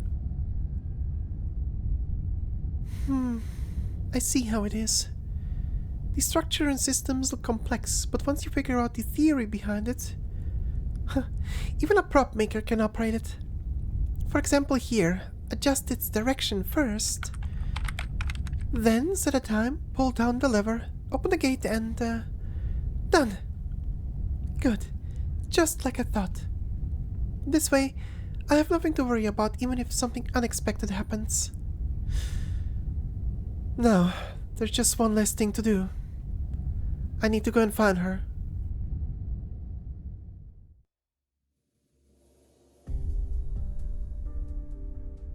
I'm sure you have reservations, Lucian. The plate's in a crisis and everybody's in danger. I wouldn't trust a cold-hearted producer who's demanding the shoot to go on either. We do not need to trust each other. You're not wrong. In my 20 years in Wrankwood, I've never trusted a single person I've worked with. I trust only in my own judgment. I invited Melanie right when she most needed an opportunity. I saw right away at that auction that you were an acting genius, and I was sure Abner would join the crew even though he hates my guts. I even still believe that Laura's death 5 years ago was the only way to save that movie. You had nothing to do with the accident, but you still made use of her death. She was a talented rookie, eager, hardworking, and full of passion for cinema. It's just that sometimes that enthusiasm got to her head and made her break a few rules. Steven was still green back then, and the shoot wasn't going as planned. Halfway through the project, I knew that film would burn through all my assets and leave my reputation in tatters. I needed an external factor to help me solve the crisis. Laura's death. Using the media to hype up the accident would be too predictable. Those busybodies would just sigh and forget all about it the moment they moved on. So I used a lot of money to squash the police investigation and media's attention, along with the healthy amount of hush money to Laura's family. I got the editor to keep the footage of the fall that Abner captured on camera and turned it into the climax of the film. Even now, there are some people who still think she was just an acting genius who retired early. You covered up her death. I immortalized her on film. Someone will eventually notice what you did. Every year on the day of her sacrifice, I go and visit her. 5 years and I'm the only one who brings flowers to her grave. Do you not feel guilt? I'm certainly to blame for it, but now is not the time for repentance. Right now there is only one thing on my mind: finishing this film. Once the death of Lady Dupont is screening, the murderers on set are bound to get the media's attention. I'll take that chance to officially release the truth behind Laura's death. When the time comes, there will be a lot more people grieving for her, and that's when I'll bear the blame. I hope you realize that I didn't confess all that to you on a whim. You want to use the truth to make a deal. When I first met you, I thought it was fate throwing me a bone, dropping a big present on my lap before shooting started. But it was your behavior after you joined the crew that proved to me you are no ordinary man. Dalton died right in front of you, but you kept your cool. You even looked forward to future filming.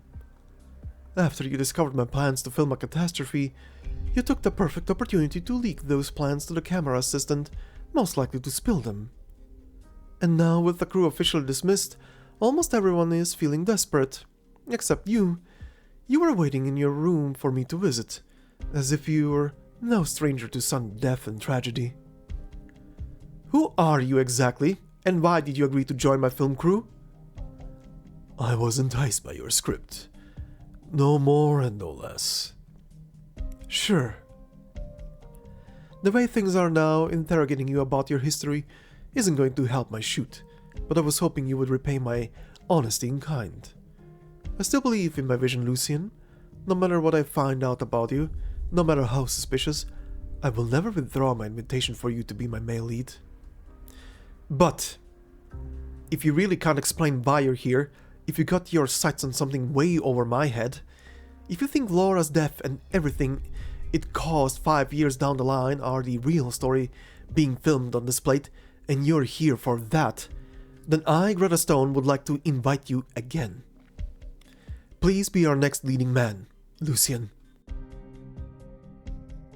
If that is your wish, then it is mine as well, Madam Stone. Greta sent on compensation to everyone and officially disbanded the crew. Whether you're scared of the killer, worried about the catastrophe, or want to stay and finish the shoot, we're all free to do as we please. Finish the shoot? Greta is still thinking about her movie right now. She must have noticed the connection between the murders of the crew and the one 5 years ago. So she's doing it on purpose. Frankly, my dear, I don't give a damn, and I don't see why you should either. Or, as Greta said, you can leave the truth to whoever feels like playing detective. The truth. The cast and crew both mercilessly bully newcomers. The producer even massaged that tragic and fatal fall into a scene that straddles the line between truth and lie. If you will not repent for what happened 5 years ago, nor make your deeds known to the public. Do you believe yourself innocent, Greta? Have you forgotten how you edited Laura into your film, all so she could die over and over again, with every showing? You must pay the price.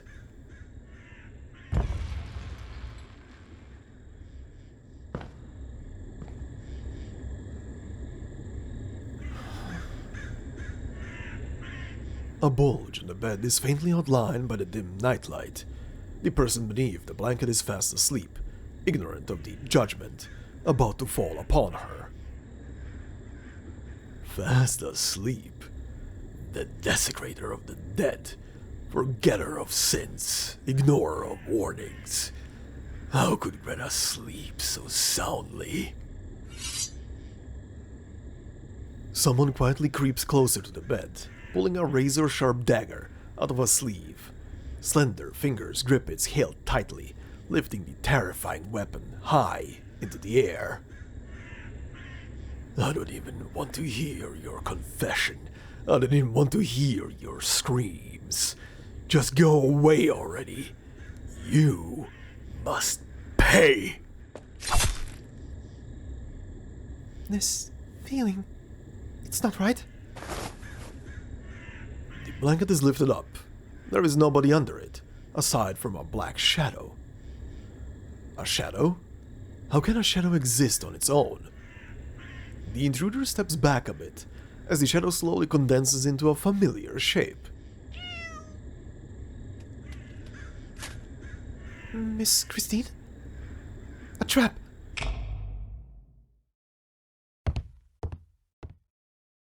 So we finally meet. I welcome you, my elusive guest. Is it really you?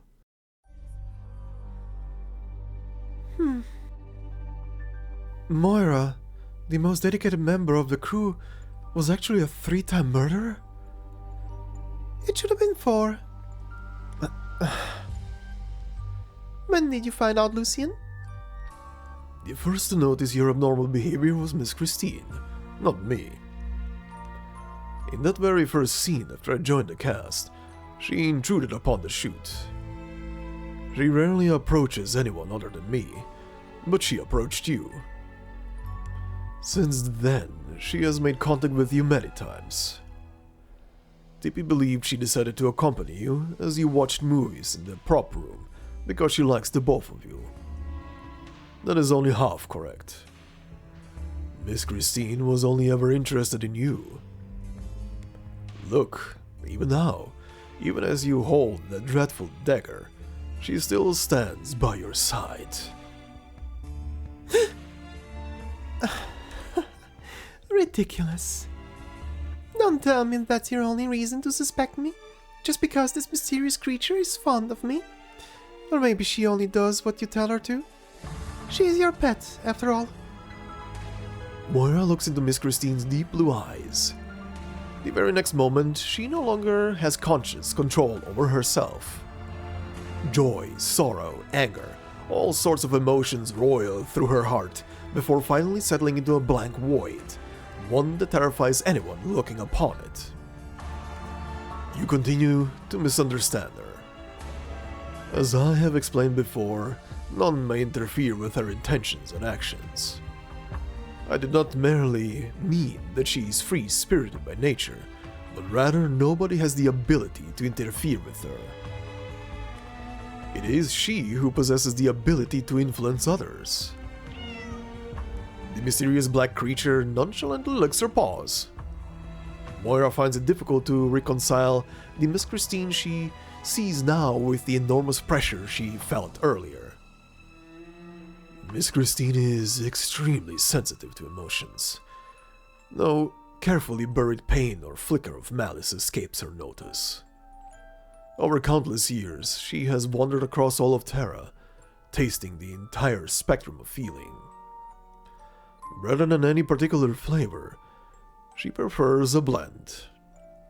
And her judgment is derived from instinct rather than logic. It does not err. Solving a murder without even discovering a motive. Should I congratulate you? Vengeance. For who? For that ghost entangled in the minds of the majority of the crew. Madame Stone, the one who stands before you now, is a relative of that rookie actress Laura, who fell to her death 5 years ago. One who loved her dearly. Her little sister.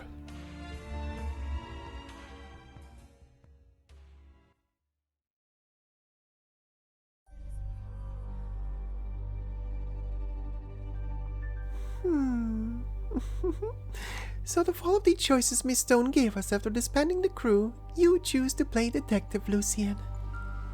No need to bluff. I know you're not afraid of me exposing you. If it would let more people know the truth behind Laura's death and the conduct of the film crew, you would have gladly exposed yourself, given the right opportunity. But not right now. It's over, Moira. You hid yourself well. A simple identity and an innocent facade were the ideal cover for you. During nearly all of the murders, you were with Tippy. That painter trusts you deeply and was always happy to provide you an alibi, even as you left your meetings partway through. Looking back, every accident has involved you in some way. Dalton's death was caused by a prop knife being switched, which led to the former prop master being dismissed. You naturally took over his work, which afforded you even greater opportunities for crime. As for the second accident, when Shelley walked into cold storage. No, she had intended to kill her before that, but failed. Do you remember how Shelley had a hallucination and interrupted the shoot, Madame Stone? While she was rooted in place, unable to move, a heavy container fell from above. You saved her. Moira single-handedly held onto the rope, preventing the two of you from being harmed. But it was not out of the kindness of her heart.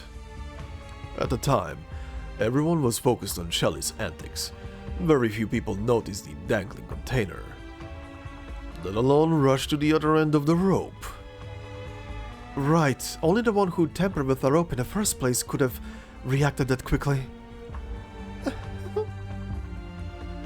The failed attempt revealed to all that Shelley suffered from hallucinations, which you took advantage of. I knew her deepest nightmares. She mistook me for my sister Laura and babbled all her sinful secrets to me. But even to the very end, she never repented. Instead, she began to blame Laura for crossing the line. She had to die. As for Marion and Michael only ever treated me as an innocent little errand girl. He never figured out I was after his life, even entrusting me with the important matter of sneaking out of the plate. And Marion, she never felt the slightest guilt for what happened 5 years ago. She had to die. Escape? Nobody can escape. Do you know just how much suffering and malice my sister had to endure? Yet all she ever talked about was how much experience she was getting and how happy she was to be part of the cast. Whenever I was worried I wouldn't make it as a prop maker, whenever I silently shed tears as the crew ostracized me, she would use herself as an example to comfort me, to encourage me.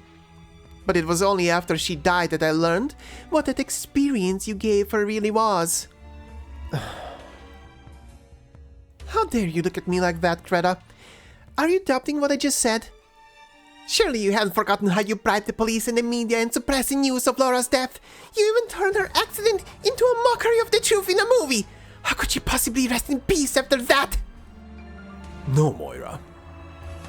Madame Stone has not forgotten her deeds. Rather, she's adopting your identity. My identity? A prop maker, an unremarkable Zalak, an avenger of crimes unanswered. Laura had no younger sister. She was never a part of your life. What are you saying? What kind of interrogation is this?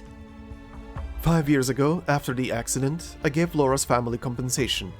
I even hired people to scour her entire family history and their circumstances, all so I could guarantee that none of them would leak the truth, not even her most distant relatives. After Lucian told me the truth he had deduced, I was still in disbelief, so I pulled out the list of Laura's family members and checked it again. I regret to inform you, there was no Moira on that list. You're lying. I can explain everything that has happened to you, but you will need time to accept it. So put down the dagger, Moira. It should not be yours. Put it down. It's far too late for that.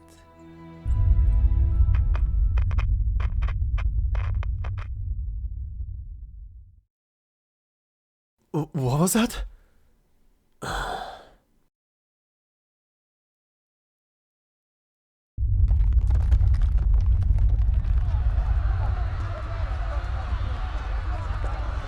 What's with the sudden earthquake? Somebody save me! Did the plane hit something? If I'd known this was coming, I'd have skedaddled out of this place already. What the hell is going on here? Crew members stream out of the rooms into the crowded corridor, none with the slightest idea what was happening. Lucian's shadow passes by a bevy of curses, complaints, laments, and prayers before arriving at the end of the corridor. He looks out the window.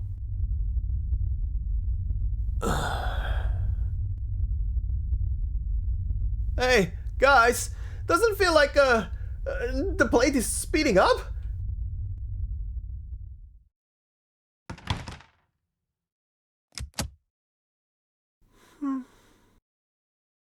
Moira locks the door. She does not know if the man named Lucian will catch up to her, or how long it would take. The room shakes violently, letting her know that the sabotage she performed had taken effect.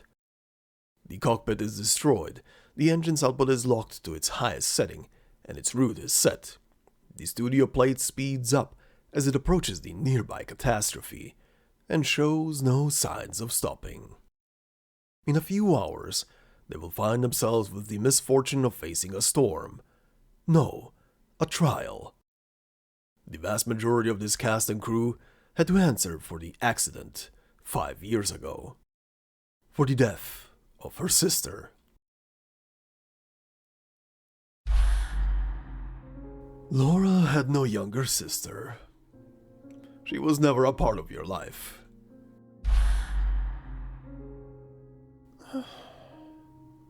What was he talking about? Moira mumbles to herself incessantly. She sifts through the pile of junk in the prop room and finds an old VCR. She sets it up and pulls out a videotape from one of her inner pockets. A videotape she has watched countless times. She presses down on the play button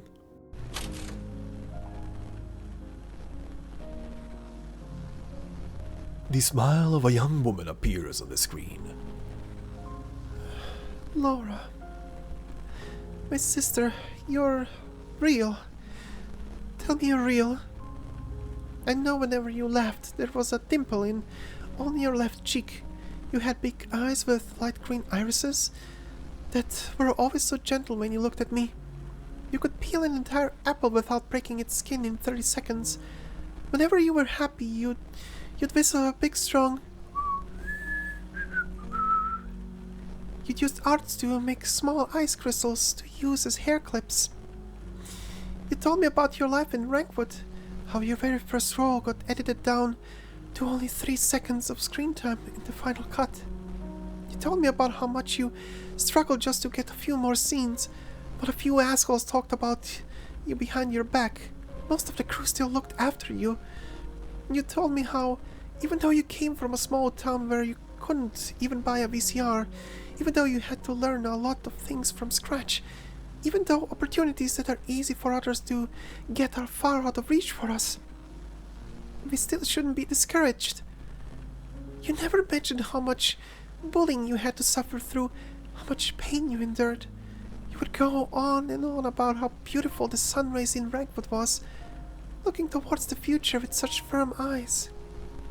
You also had times when you were sad, even though you only ever mentioned how homesick you felt at night, when all was quiet and the only one who kept you company were the twin moons low in the sky. You told me how alike we were, and how you had my back and would support me forever. Ever since we were little... Moira suddenly stops. She shakes her head like mad, trying to force more details out of her memory.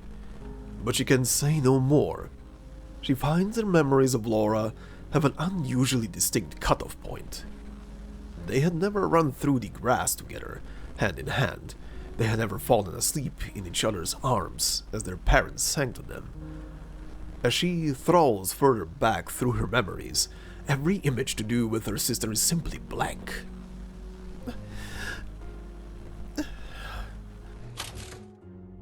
The videotape ends. The television screen goes dark.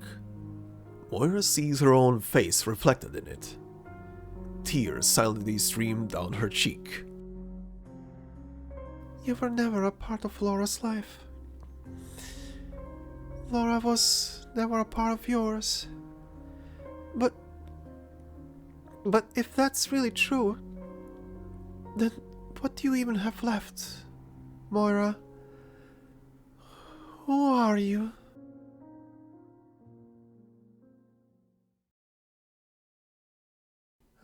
First the serial murders and now this morning's mysterious explosion.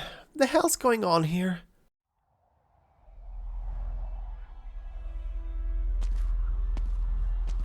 Why is the wind so strong? Oh, right, according to the schedule, today is the day we're filming the catastrophe. Auden stands in the street of the exterior set. Thanks to the nearby storm, the once colorful background walls are covered in a layer of dust. She never expected to experience so many twists and turns after joining the film crew. She's only ever thought about making movies. As for actually being in one, she can't stand the idea of it. That's the catastrophe Miss Stone wanted to film. Earlier, the catastrophe everyone was making such a fuss about had simply been a faint grey dot out in the wastes. Now it has condensed into a storm that blots out the sky, a storm that refuses to allow onlookers to tear their gaze away from it. A small-scale spiral of wind formed from originium dust circles around the plate, visible to the naked eye. I gotta say, it really is a spectacular sight. If you saw a scene like this in a movie theater. Please, Terra bless us. Have such bad luck. Please, just let us finish filming safely. No, who cares about the shoot? A safe return to Central Wrankwood is good enough for me. Please. The plate responds to Houghton's prayer with an even more unusual than earlier sound and shaking. Whoa! What the hedgehog was that?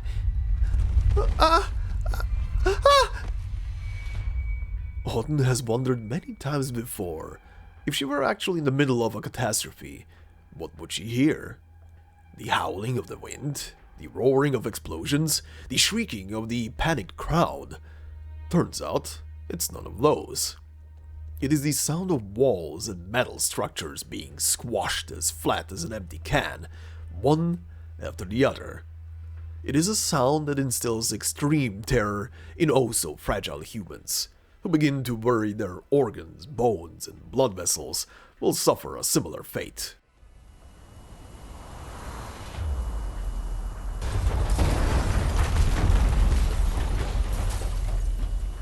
The turbulent sky licks against the edge of the plate, tearing sets that once starred in classic movies to shreds with the wind, before flinging them out into the wasteland. Autumn moves aside the scaffolding that had fallen on her, but finds her legs too weak to muster the strength to move. She looks at the devastation in a daze, barely able to believe her eyes. My God, how did we already get so close to the catastrophe?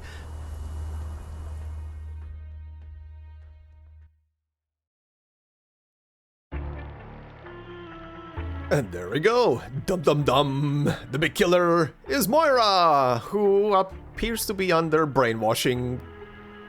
Huzzah? Okay, before we go into anything else, very quickly, we do have one new enemy here, which is the Nimble Mannequin. A mannequin that nimbly darts through the set, controlled by the crew's arts to carry props. It saves time and manpower, but runs into others from time to time.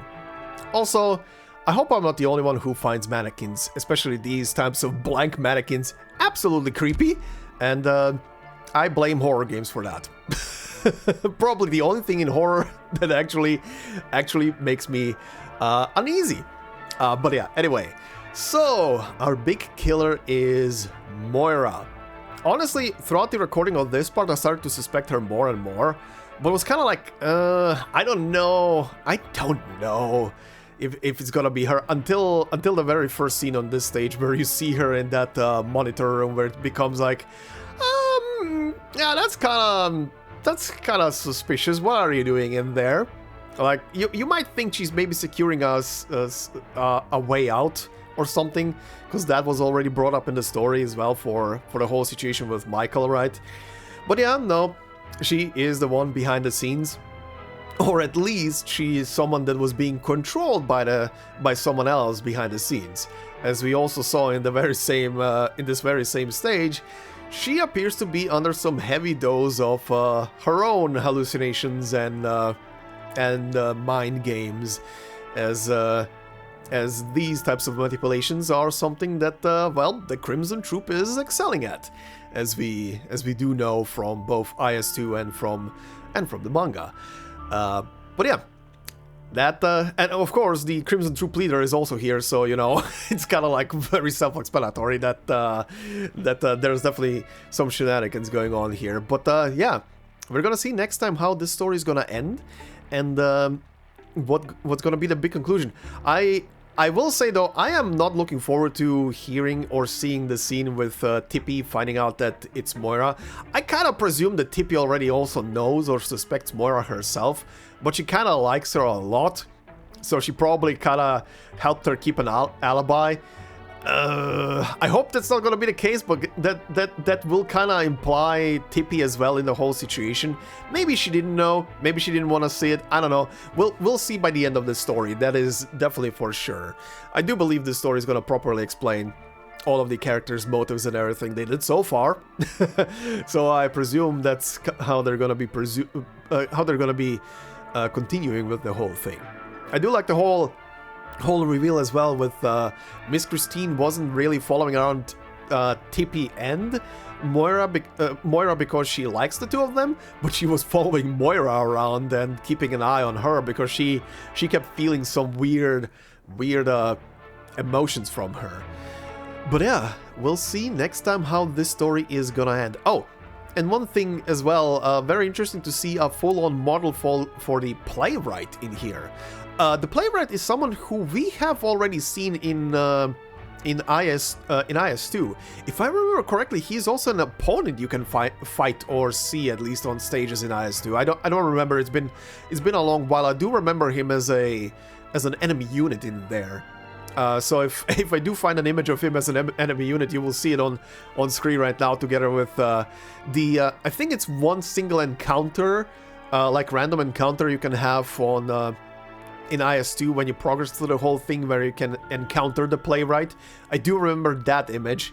I think it was an image of him slumped over a desk writing something. I don't remember if it had to do with something to do with any of the endings or if it was just like a random encounter. But I do remember seeing the playwright already in IS2. So he's been around. He's been around. And very interesting that he was given a full-on model, right? Compared to someone like Whiteflower, who does exist visually in the manga together with other two assassins from the Crimson Troupe, but she wasn't given a full-on model in game, which is very interesting that they went this way. Maybe the playwright is kind of like an exception because of the fact that he is someone who has already existed in the game itself, maybe.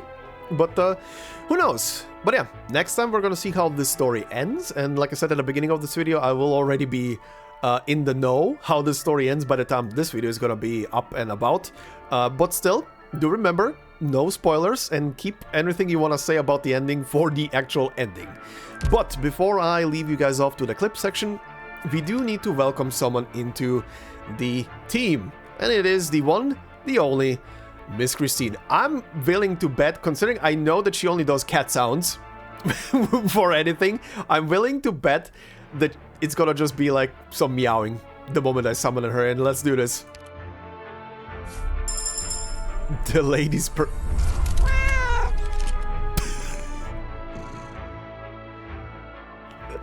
I knew it. The ladies' permission, metal, nice.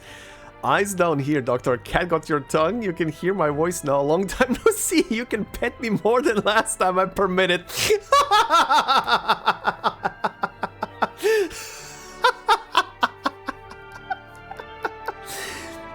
Look, I like her. She's funny. She's funny. She is a true and true cat, but she's way more than a cat, which is very funny. I also like the little faces here on the left, the little like performing masks. Very nice. Very nice. Cat acquired. Oh, very important to note here. Miss Christine did with this patch also receive an operator record. Now, because I'm gonna be recording the next part very soon after this one, I will not be able to see what the operator record is. I think someone mentioned to me that the record itself is supposed to be like a prequel story or something, but considering this is gonna be filmed in short sequence one after each other, I won't be able to include the operator record in the final part. Now, the thing I will include, however, in the final part of this thing will be Tragodias, as his altar is called.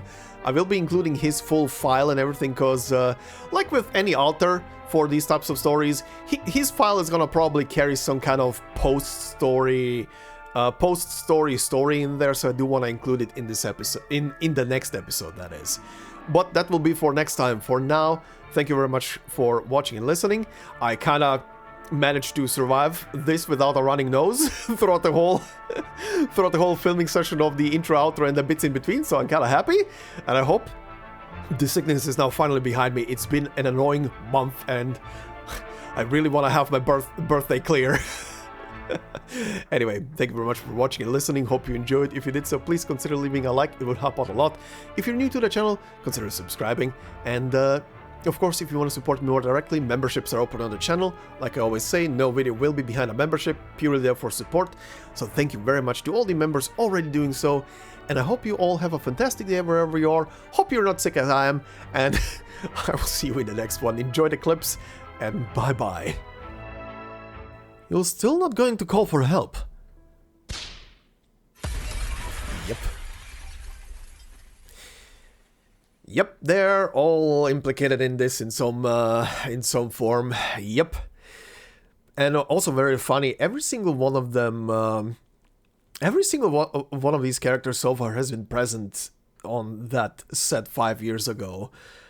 Okay, so yeah, this explains why Michael wanted to run away probably from the plate. He's starting to fear that he's gonna be next, cause he could have. He was actually about to help her and get her down before, or rather call out to her to check if everything's fine. At least before he got stopped by Marion. Good God. Oh, you all dickheads are implicated in this. I do actually now really wonder who wants to kill you guys. Who is so pissed at you, at all of you, that wants to kill you? Shooting isn't over yet, and you know Greta, she'll make you pay an arm and a leg. You know what? I'm gonna call it right here. One of these two is about to die. They're together, they're lovers. And usually in a horror shtick, when there is a killer out and about killing people, lovers usually get killed in the middle of the action. If these two start actually doing the deed right now, they're dead. I'm just gonna call it right now. This just seems like the perfect slasher movie kind of trope scenario, if we're really going with movie tropes. Even when fake ears and tail... Even those fake... Right, he had them surgically done?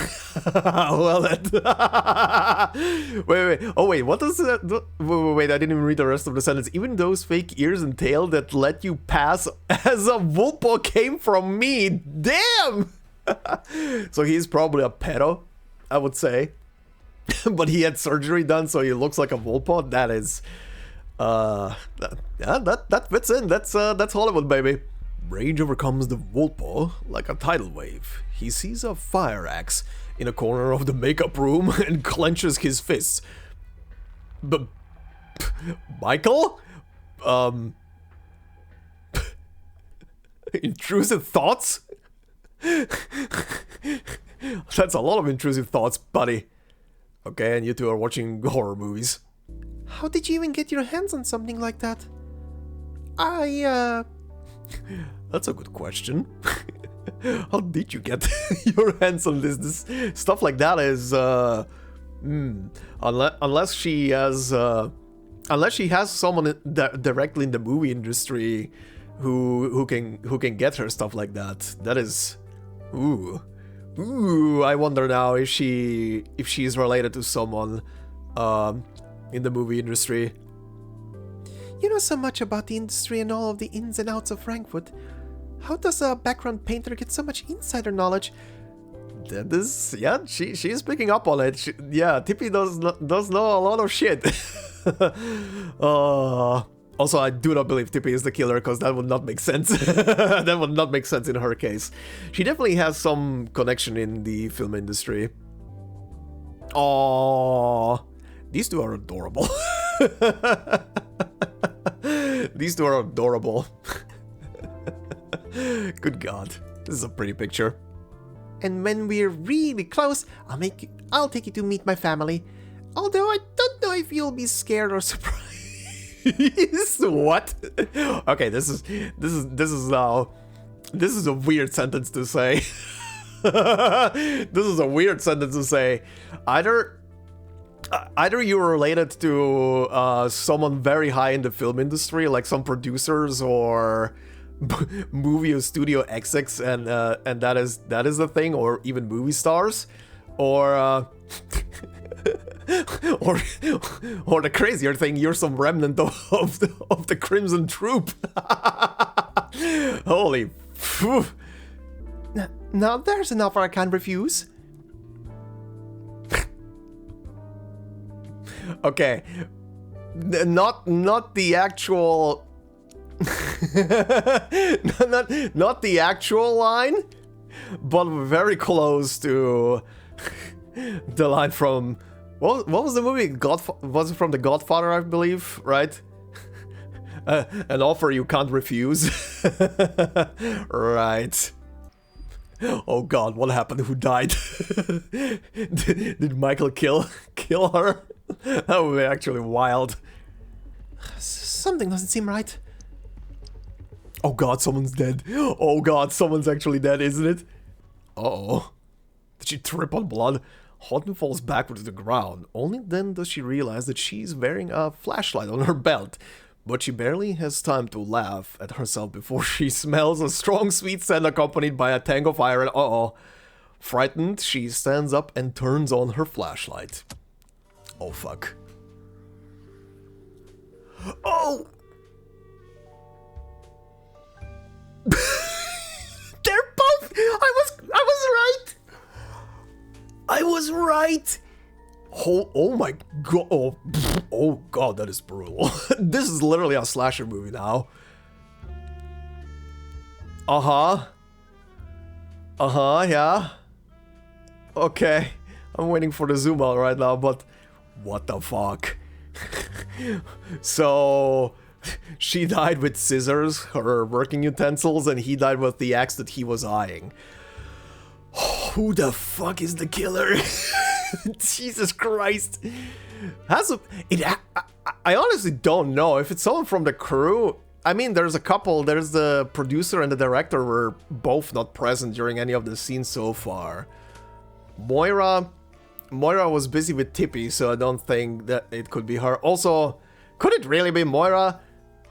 Even if she wouldn't be hanging out with Tippy because of the fact that these two got wound together and hoisted up with a rope, which means someone had to have some quite some physical strength to do this.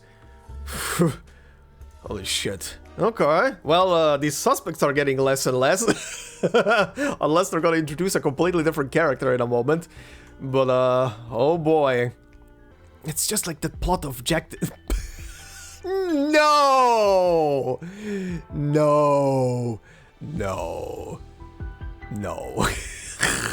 Jack the Liberi. Oh, sorry. Shouldn't there be like a second R in there in that case? Because this reads more like a liber ripper. Okay, it is Liberi Ripper, but it's I think there should be another R in there. What the fuck? What the fuck? Take it to 3 Mounts Entertainment Weekly, or Wrankwood Coffee Time, or Persons Magazine. I don't care. Alright. I think all 3 are references to actual style. Persons Magazine is definitely People Magazine, but 3 Mounts? Yeah, 3 Mounts Entertainment Weekly. Entertainment Weekly shit exists everywhere. Coffee Time. Probably is a reference to something. Probably. The Liberian gives a gentle hug to her most precious friend in the whole crew.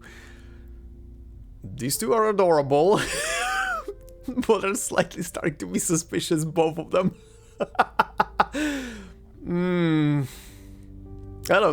I still don't think it's Tippy. But, she's giving me a bit of a weird feeling right now. I don't know. We'll see. And meet that sister you're always bragging about. Sure.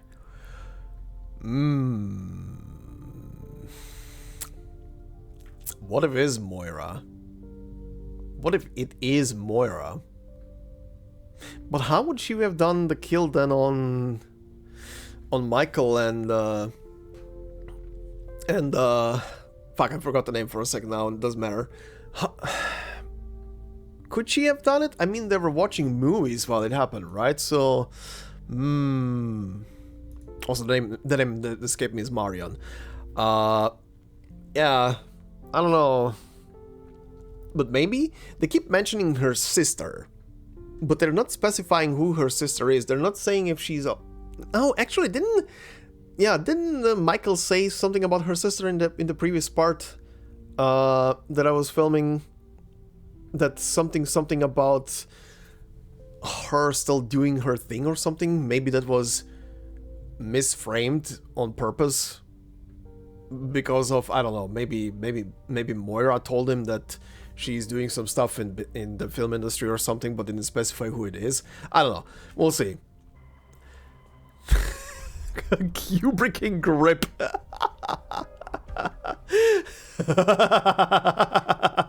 Fuck's sake. Even in a situation like this, they're gonna find a way to squeeze some reference in. Alright. Well, honestly, I don't care who you are. As long as you can help me figure out this ending. Oh? Cutting away? Cutting away? You assholes! Is he gonna die now? You fucking assholes! Oh, this is a bait. This is bait. This is absolute bait. Absolute bait. Oh my god. What are these now? Lupucarn Holiday? The Portrait of Erin Daz, I guess? The Bridges of County March? Holy hell. Okay. Okay. Okay. Yeah. Uh-huh. She retired long before you were born. My dad really loves her films. Besides, the classics are classics for a reason, right? Okay, I've been looking at this sentence again and again. I did say earlier that she's probably related to someone. Probably to this Marianne Blake. Uh-huh. I mean, she seemed very familiar with these works. She immediately recognized. She is a film buff, so that is that. But she retired. Okay, so she's still alive. A long time before you were born. Okay, so retired some years ago.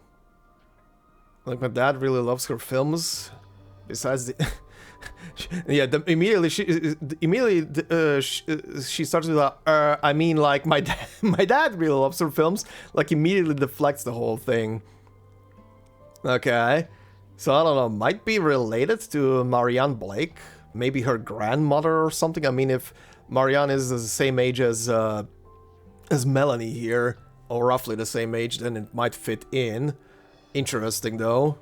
Yeah, that's probably the connection here. She's probably related to Marianne Blake in some shape, whoever that is. Anyway. Oh, flashback? Are they maybe gonna shoot? No! It's Jara? Miss Blake?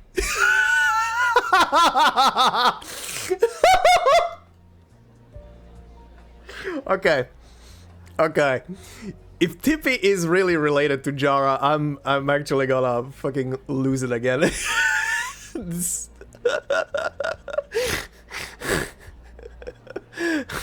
Okay. Wait, actually, would they be related? Tippy is a Liberi. I guess someone in the family is a Liberi. She could have been born in Liberi, right? That's the thing with this world. There aren't really like mixed blood children, from what I'm aware. They never really address it outside of saying sometimes like they did a long time ago when they said that Sancta can only have Sancta children, no matter who they marry with. Anyway, it doesn't matter. This is kind of funny right now. Oh, hey, hi. He's here. He's finally here. Okay. Alright. So he was here. He's around still.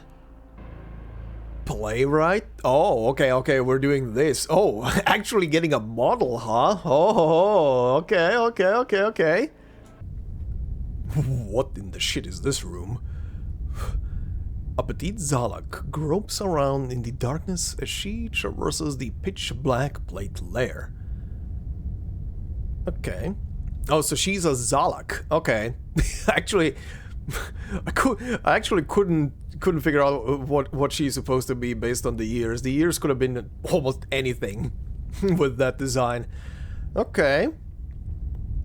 Okay, what is happening here? Is she I feel like she's securing herself a way out. But for what reason? Like if something goes wrong with a catastrophe so she can pull herself and Tippy out?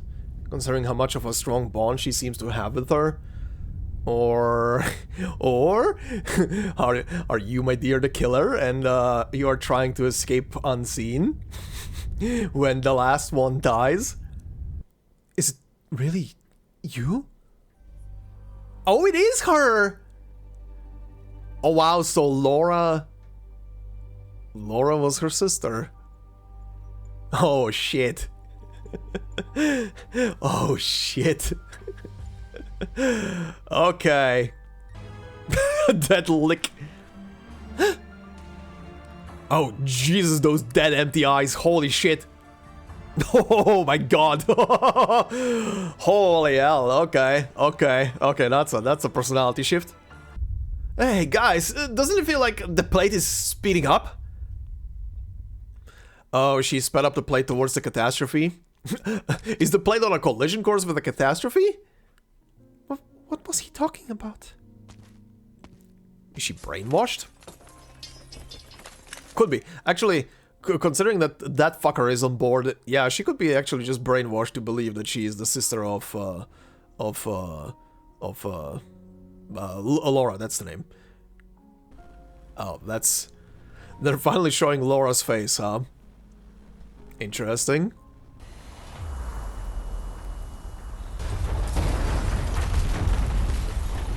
Holy shit. Well, there goes the background.